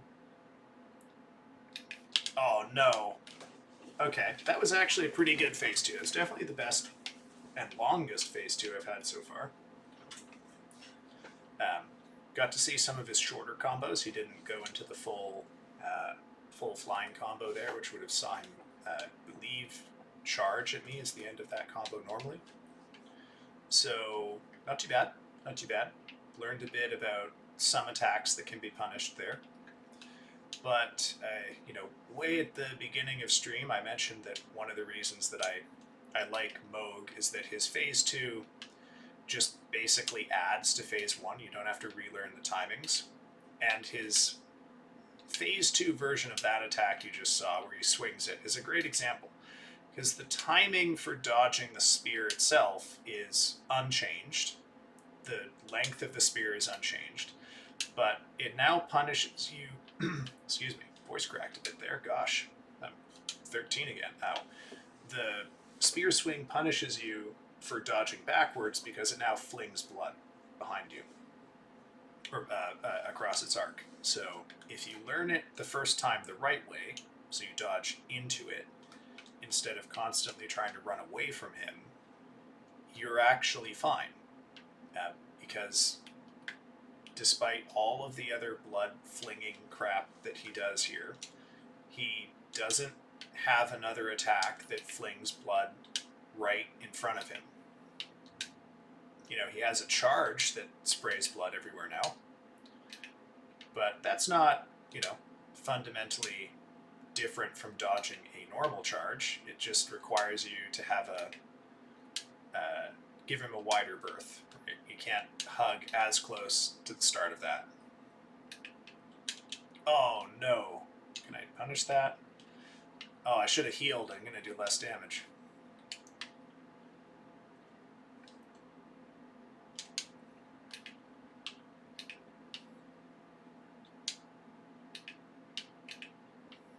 Whoop. Okay. Alright.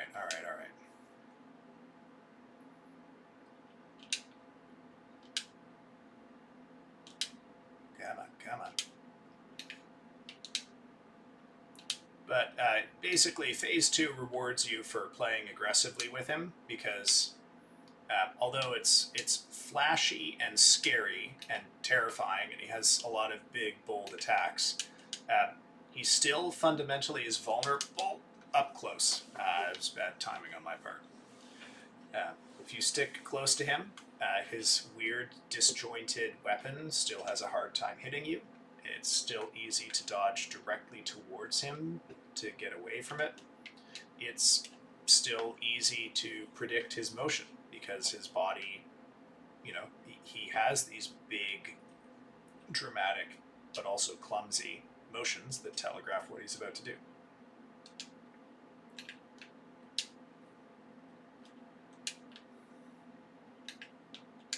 Oh, okay. Embarrassing. I'm going to call that streamer brain and take no responsibility for it.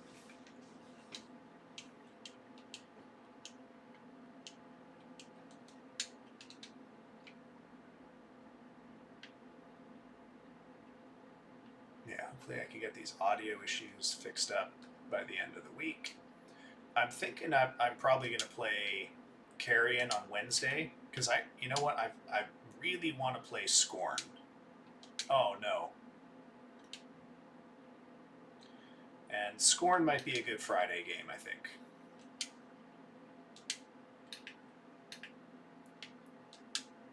Oh, annoying. I've been so good at dodging that one all night. Scorn is like the prototypical game that I think of when I envision weird, gross horror games. I mean, it is inspired by H.R. Giger and Stanislav Beksinski very clearly and very dramatically. So it's also not shy about having, you know, fairly sexualized imagery consistently throughout the game. So I'm gonna have to probably turn on not only the mature filter but the sexuality filter too. Yay me. That was one bit of advice I saw about getting started that I extremely did not follow. Pretty common advice, I think, is to not start with mature games because it limits your viewership and your discovery. Hey, Daikon. And, you know, look at me, I'm Elden Ring, mature game, playing Scorn, double filtered. That's going to be fun. Oh. How are you doing, man?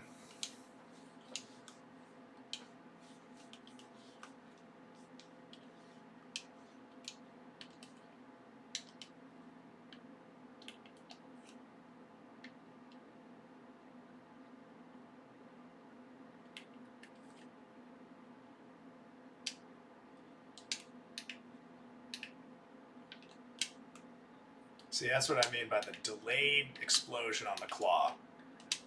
Or to delay your dodge on the claw. Whoop. There we go. Ah, perfect. Perfect. Alright. Oh, that was probably too greedy. There we go.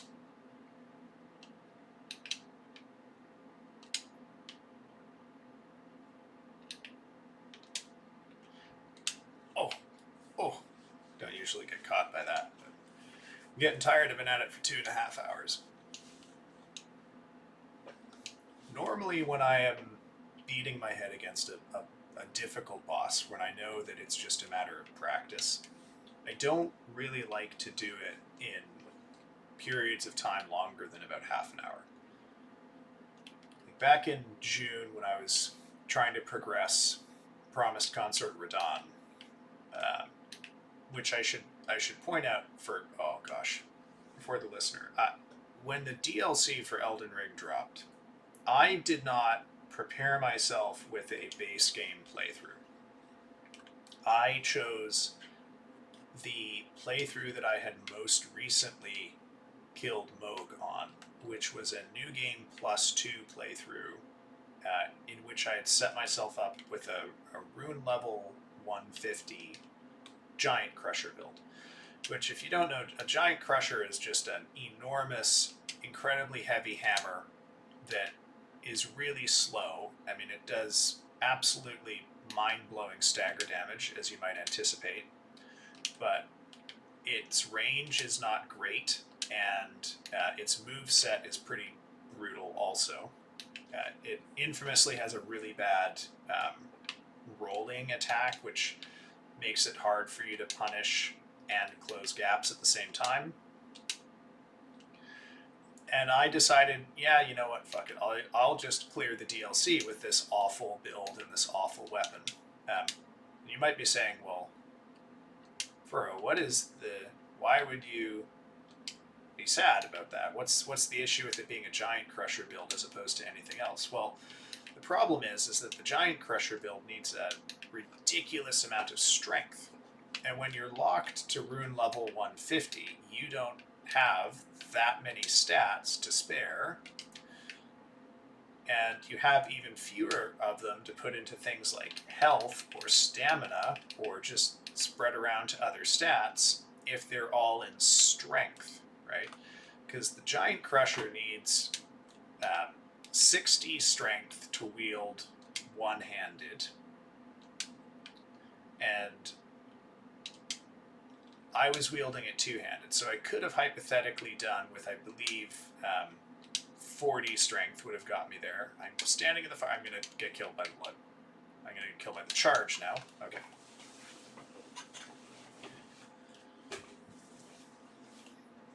So if you go with this, you can either commit to the 60 strength, which is even higher than the first soft cap for strength. So you're committing over soft cap. So you're going to waste stats for sure. And have the possibility to swing it one-handed, which is sometimes advantageous from a movement set, or sometimes you might want to do that if you're holding a torch, or a shield, or any other reason. Or you can do somewhat reduced damage, well, significantly reduced damage, and two-hand it on a 40 strength build, which can be more flexible depending on your view of flexibility. I am of the opinion this would have made it a lot easier because it would have allowed me to experiment with other weapons.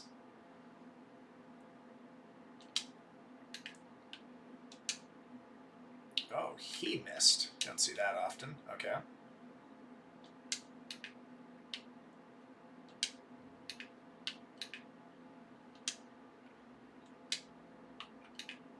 Oh, dumb.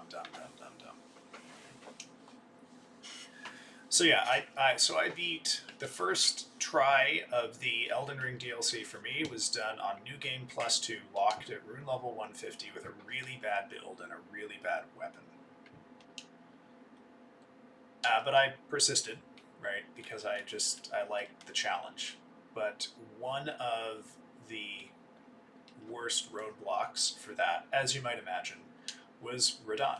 Right, it's Radon is a fight where you have extremely, or Consort Radon, I should say. I'm gonna die. Consort Radon pre-patch. I have not actually fought Consort Radon post nerf, but pre-nerf, pre-patch Consort Radon had incredibly tight timings, such that if you were using weapons, certain classes of weapons essentially, you would not have a window for a heavy attack. You just could only light attack. And this is a problem for that weapon in particular because the light attack is, with the Giant Crusher, is really bad. So I had even less flexibility. Now I did manage to do it. I spent, I think, about 4 or 5 hours the first day just trying to learn the timings and figure out how to deal with this guy. And then once I basically nailed down what I needed to do, and crucially knew that I could do this without summoning, I, at that point, just only approached it in units of time, not longer than half an hour. I'd spend half an hour to do it maybe once in the morning. Oh gosh. And then I wouldn't touch it again. I'd go play a different game or do something else, go do some reading, some studying, come back to it another half an hour in the evening. Just because the fatigue or the frustration that maybe I'm experiencing but not feeling would start to add up. And that was pretty effective. Once I got into that strategy, I think it only took me 3 or 4 days to beat him with that build. I mean, that, functionally speaking, was almost a hitless fight because at New Game Plus 2, Radon is going to crush your shit with pretty much any attack that he does. Any full combo he got off on me would kill me outright, for sure. Many of his single hits would kill me outright. But I could survive some stuff. And when I had done Millennia on that same playthrough in New Game Plus 1, I had decided, just because, that I wanted to be able to do hitless Phase 1, because I wanted to finally learn the proper way to dodge Waterfall Dance, which that was bad spacing on my part. Still, I can't confess I have actually done. I did do hitless Phase 1 on Millennia in that build, but it was ugly. I basically dodged Waterfowl Dance by mistake.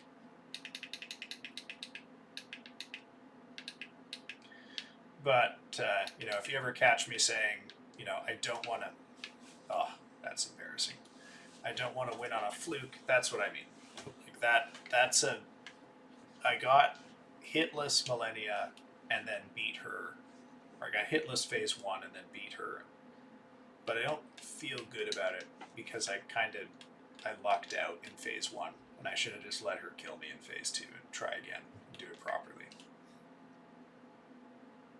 But that's basically my attitude here, is I don't get angry when I screw up and the boss kills me.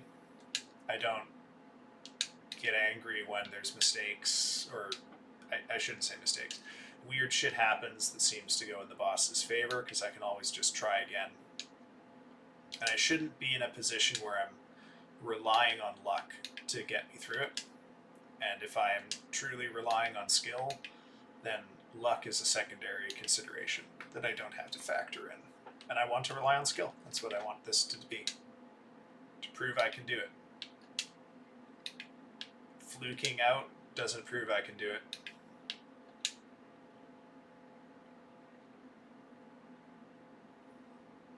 I did definitely get a couple flukes in the fire giant fight, but I don't think I ever really capitalized on them. Like,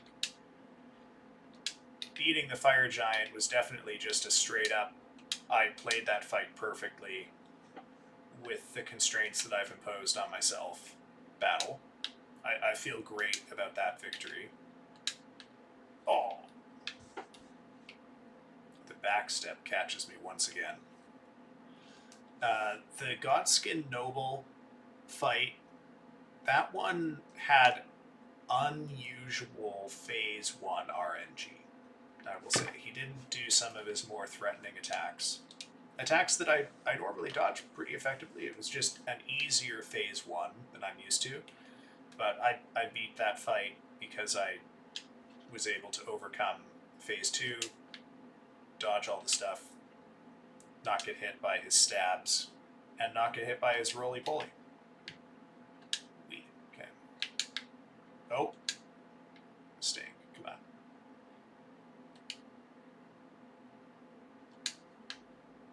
You know, I think maybe the secret to getting a heal off of that is actually to not run so far away, because the attack he does at mid-range is a lot slower than the one he does if... Oh, for pity's sake, I got hit again. Oh, see, I managed to juke him out of a backstep there. Ah, well, baited.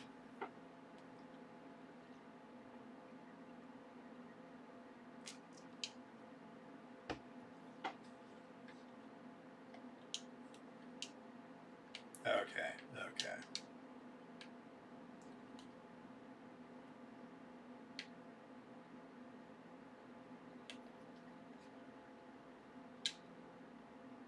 "15 minutes left. Let's try to get him into phase 2 at least 3 times. Well, not like that. We're not going to. Well, well. Just give it the old college try once again.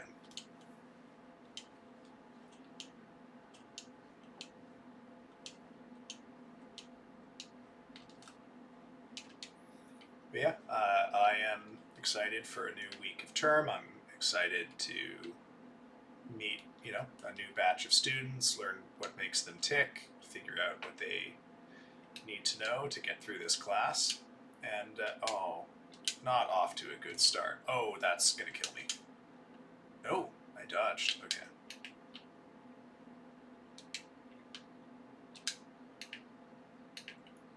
I'm so glad this thing is just long enough to catch him when I dodge the charge.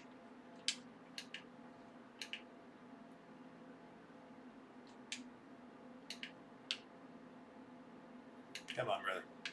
Alright, alright.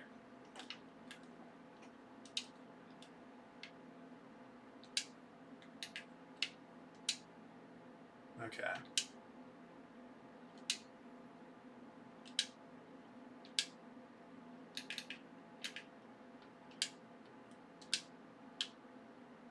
Alright, alright.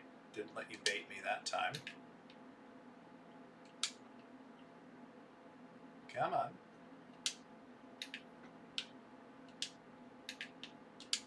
Ah, perfect. Okay. Perfect. This is a good way into phase 2. Oh, well, not like that, it isn't. Oh, good. Are you kidding me? I guess, in fairness, I do usually back off when he is about to put Curse 3 on me. Maybe I could have done a little better job timing that. Just maybe. Just maybe. Yeah, so we'll deal with Mohg. So the rings, he gives you 3 levels of curses in this fight at specific health thresholds. Oh gosh. Now, curse level 1 and 2 don't really matter. It has some effect when he hits you. It causes him to heal a bit, but because pretty much any hit he could put on me is going to kill me, it doesn't matter. Transition to phase 2 happens when he puts the 3rd ring on, And that triggers a transitional phase, which is when I have to use my flask to heal me. Because the flask, I have put a tier in it that will cleanse the curse. The problem is that if I don't cleanse the curse, he will heal up to full and also do a shit ton of damage to me in the transition. So I kind of don't have a choice. In a normal build, a normal run of the game, you can actually just heal through the phase 2 transition. He'll heal a bunch of health, but if you've got like a bunch of damage buffs in your flask, you can, it's a calculus. It's a calculation, right? So red 2-2 means I gotta pop my flask or he's gonna kill me. In short.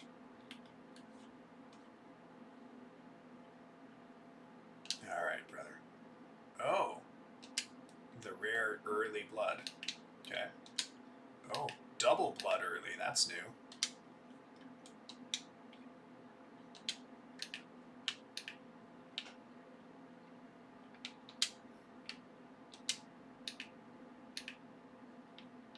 Ooh.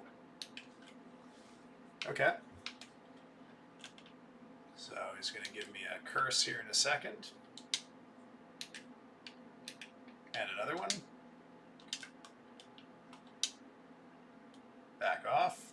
Not onto the stairs. That's bad news. Okay. Don't stand in the fire. More blood. Stop. Just attack me. Don't. Oh, for God's sake. Come on, man. Oh, baited me. That was a really good opener, and then I let him juke me on an easy hit. Still, phase 1 is getting more consistent, so this bodes well.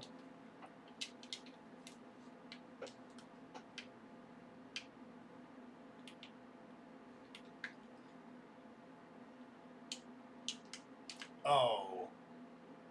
Well, now I have to let him kill me. Why did I do that? That was me forgetting where I was. Can't flask at the start of this fight. I gotta wait for phase 2. That is true streamer brain behavior right there. Blowing your flask on Mohg before phase 2. Tut tut. It does occur to me, I've never actually done a build or a fight with this guy where I try to power through his transition just on heals. I think it takes, 4 flasks to do it. So, it's not necessarily difficult to do. You have to be good with the timing of when you drop them, or he'll tick you for the curse twice in between heals and probably kill you. But I've always just kind of liked that this fight forces you to flask in phase 2.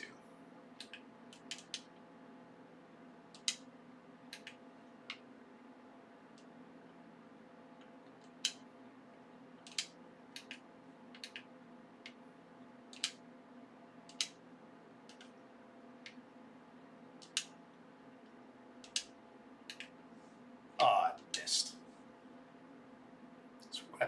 This weapon is so short.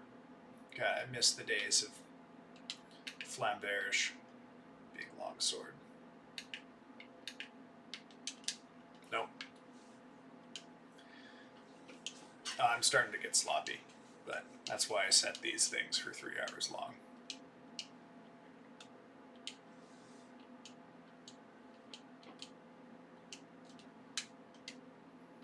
Alright, let's keep going here.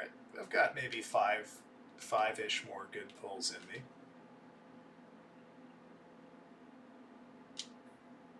And then I'm going to do a little decompress, go grab a snack, and then I'm going to go back to Latin, I think. I'm going to do some vocab practice.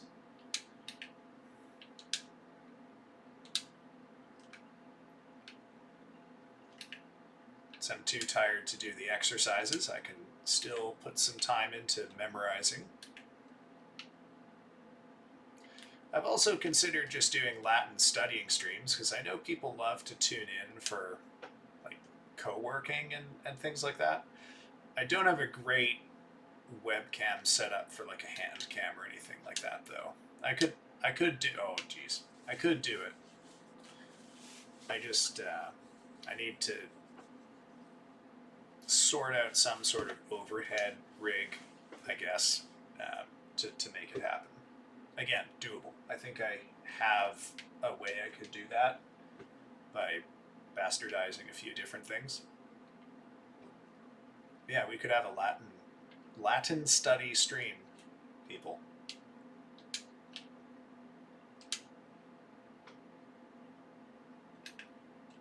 Oh.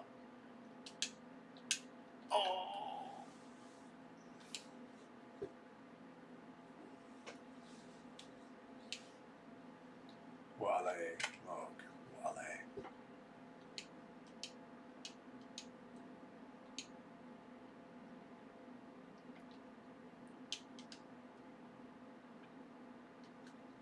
Salwe, Mohg, Salwe.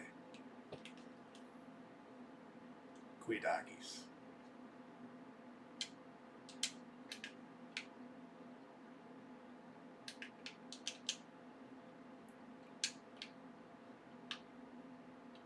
Uh-oh. Bad timing on my part. Ugh. Okay.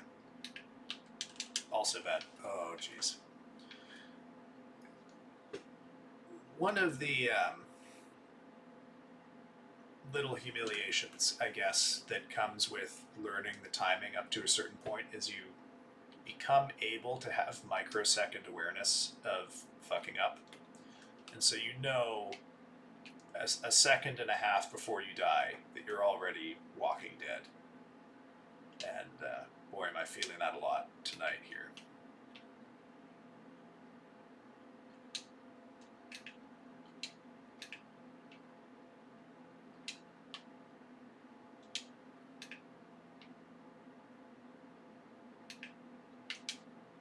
No, don't you dare. Okay, good. Oh, hey, that's nice. Stop whatever your plan was there. Oh, iframes on the boss.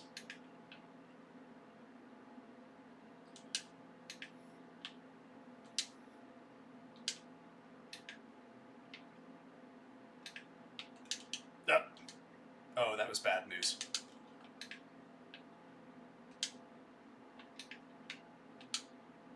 No, I've got to learn, you know, I spent like half an hour at the very start of this stream talking about all the reasons I really like this fight, and one of them is that although the fight changes really dramatically in Phase 2, you still are rewarded for doing basically the same thing, which is being aggressive and staying up close to him and not letting him scare you.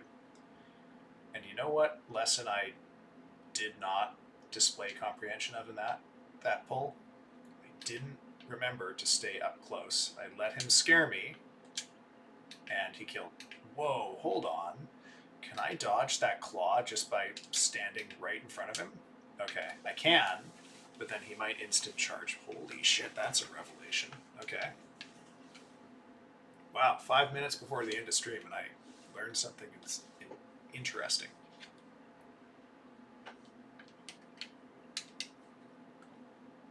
Lucky me.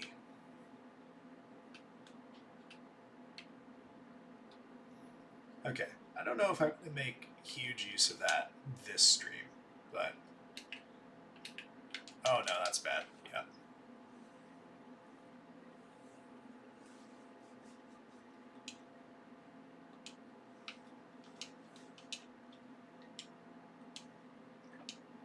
Alright, we got 3 or 4 more solid pulls in, and then we're going to call it for the night at 10 o'clock PST. I will have to have a look at who we can raid out to. Oh my god, that was bad.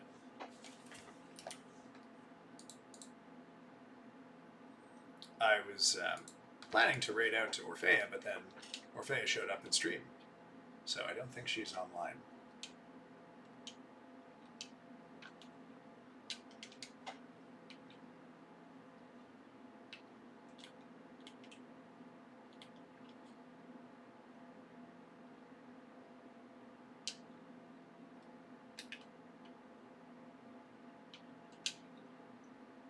Interesting. Okay. I did not know that you could survive it just by hugging really close to him. That's fascinating. There's probably a way to make use of that, to give myself another opportunity to attack him. Nope. No.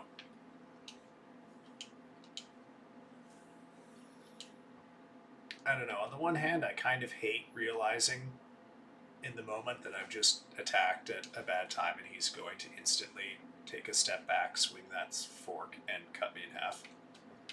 But I don't know, I guess it's a sign of expertise that I can realize that, but not a sign of mastery, which would be not making the mistake in the first place.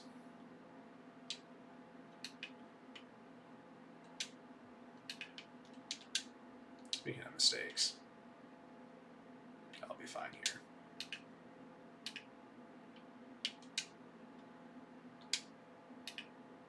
Oh.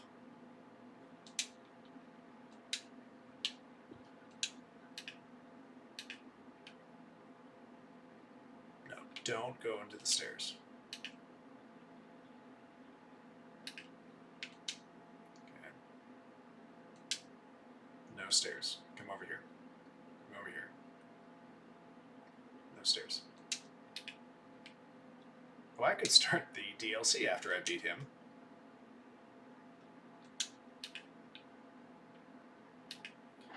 You know, I mentioned a while ago I've wanted to do a run through with the dry leaf arts, and I guess what this tells me is my old complaint about having to finish most of the game to get them is not quite true, because hey look, I can have the dry leaf arts at level 1.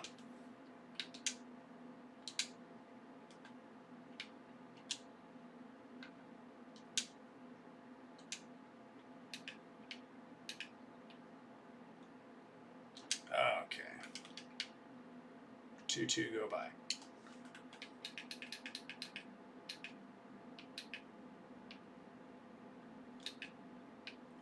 Oh, that's a timely frost. Okay.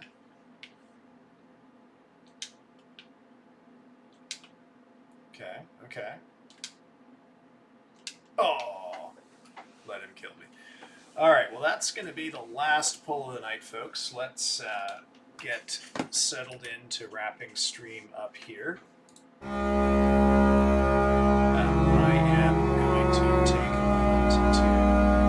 moment to see who exactly is around and who we can raid out to. This hour of the night on a Monday, there's probably a couple of people I know. Let's see. Can actually raid out. TiVo is streaming. Let's go raid TiVo.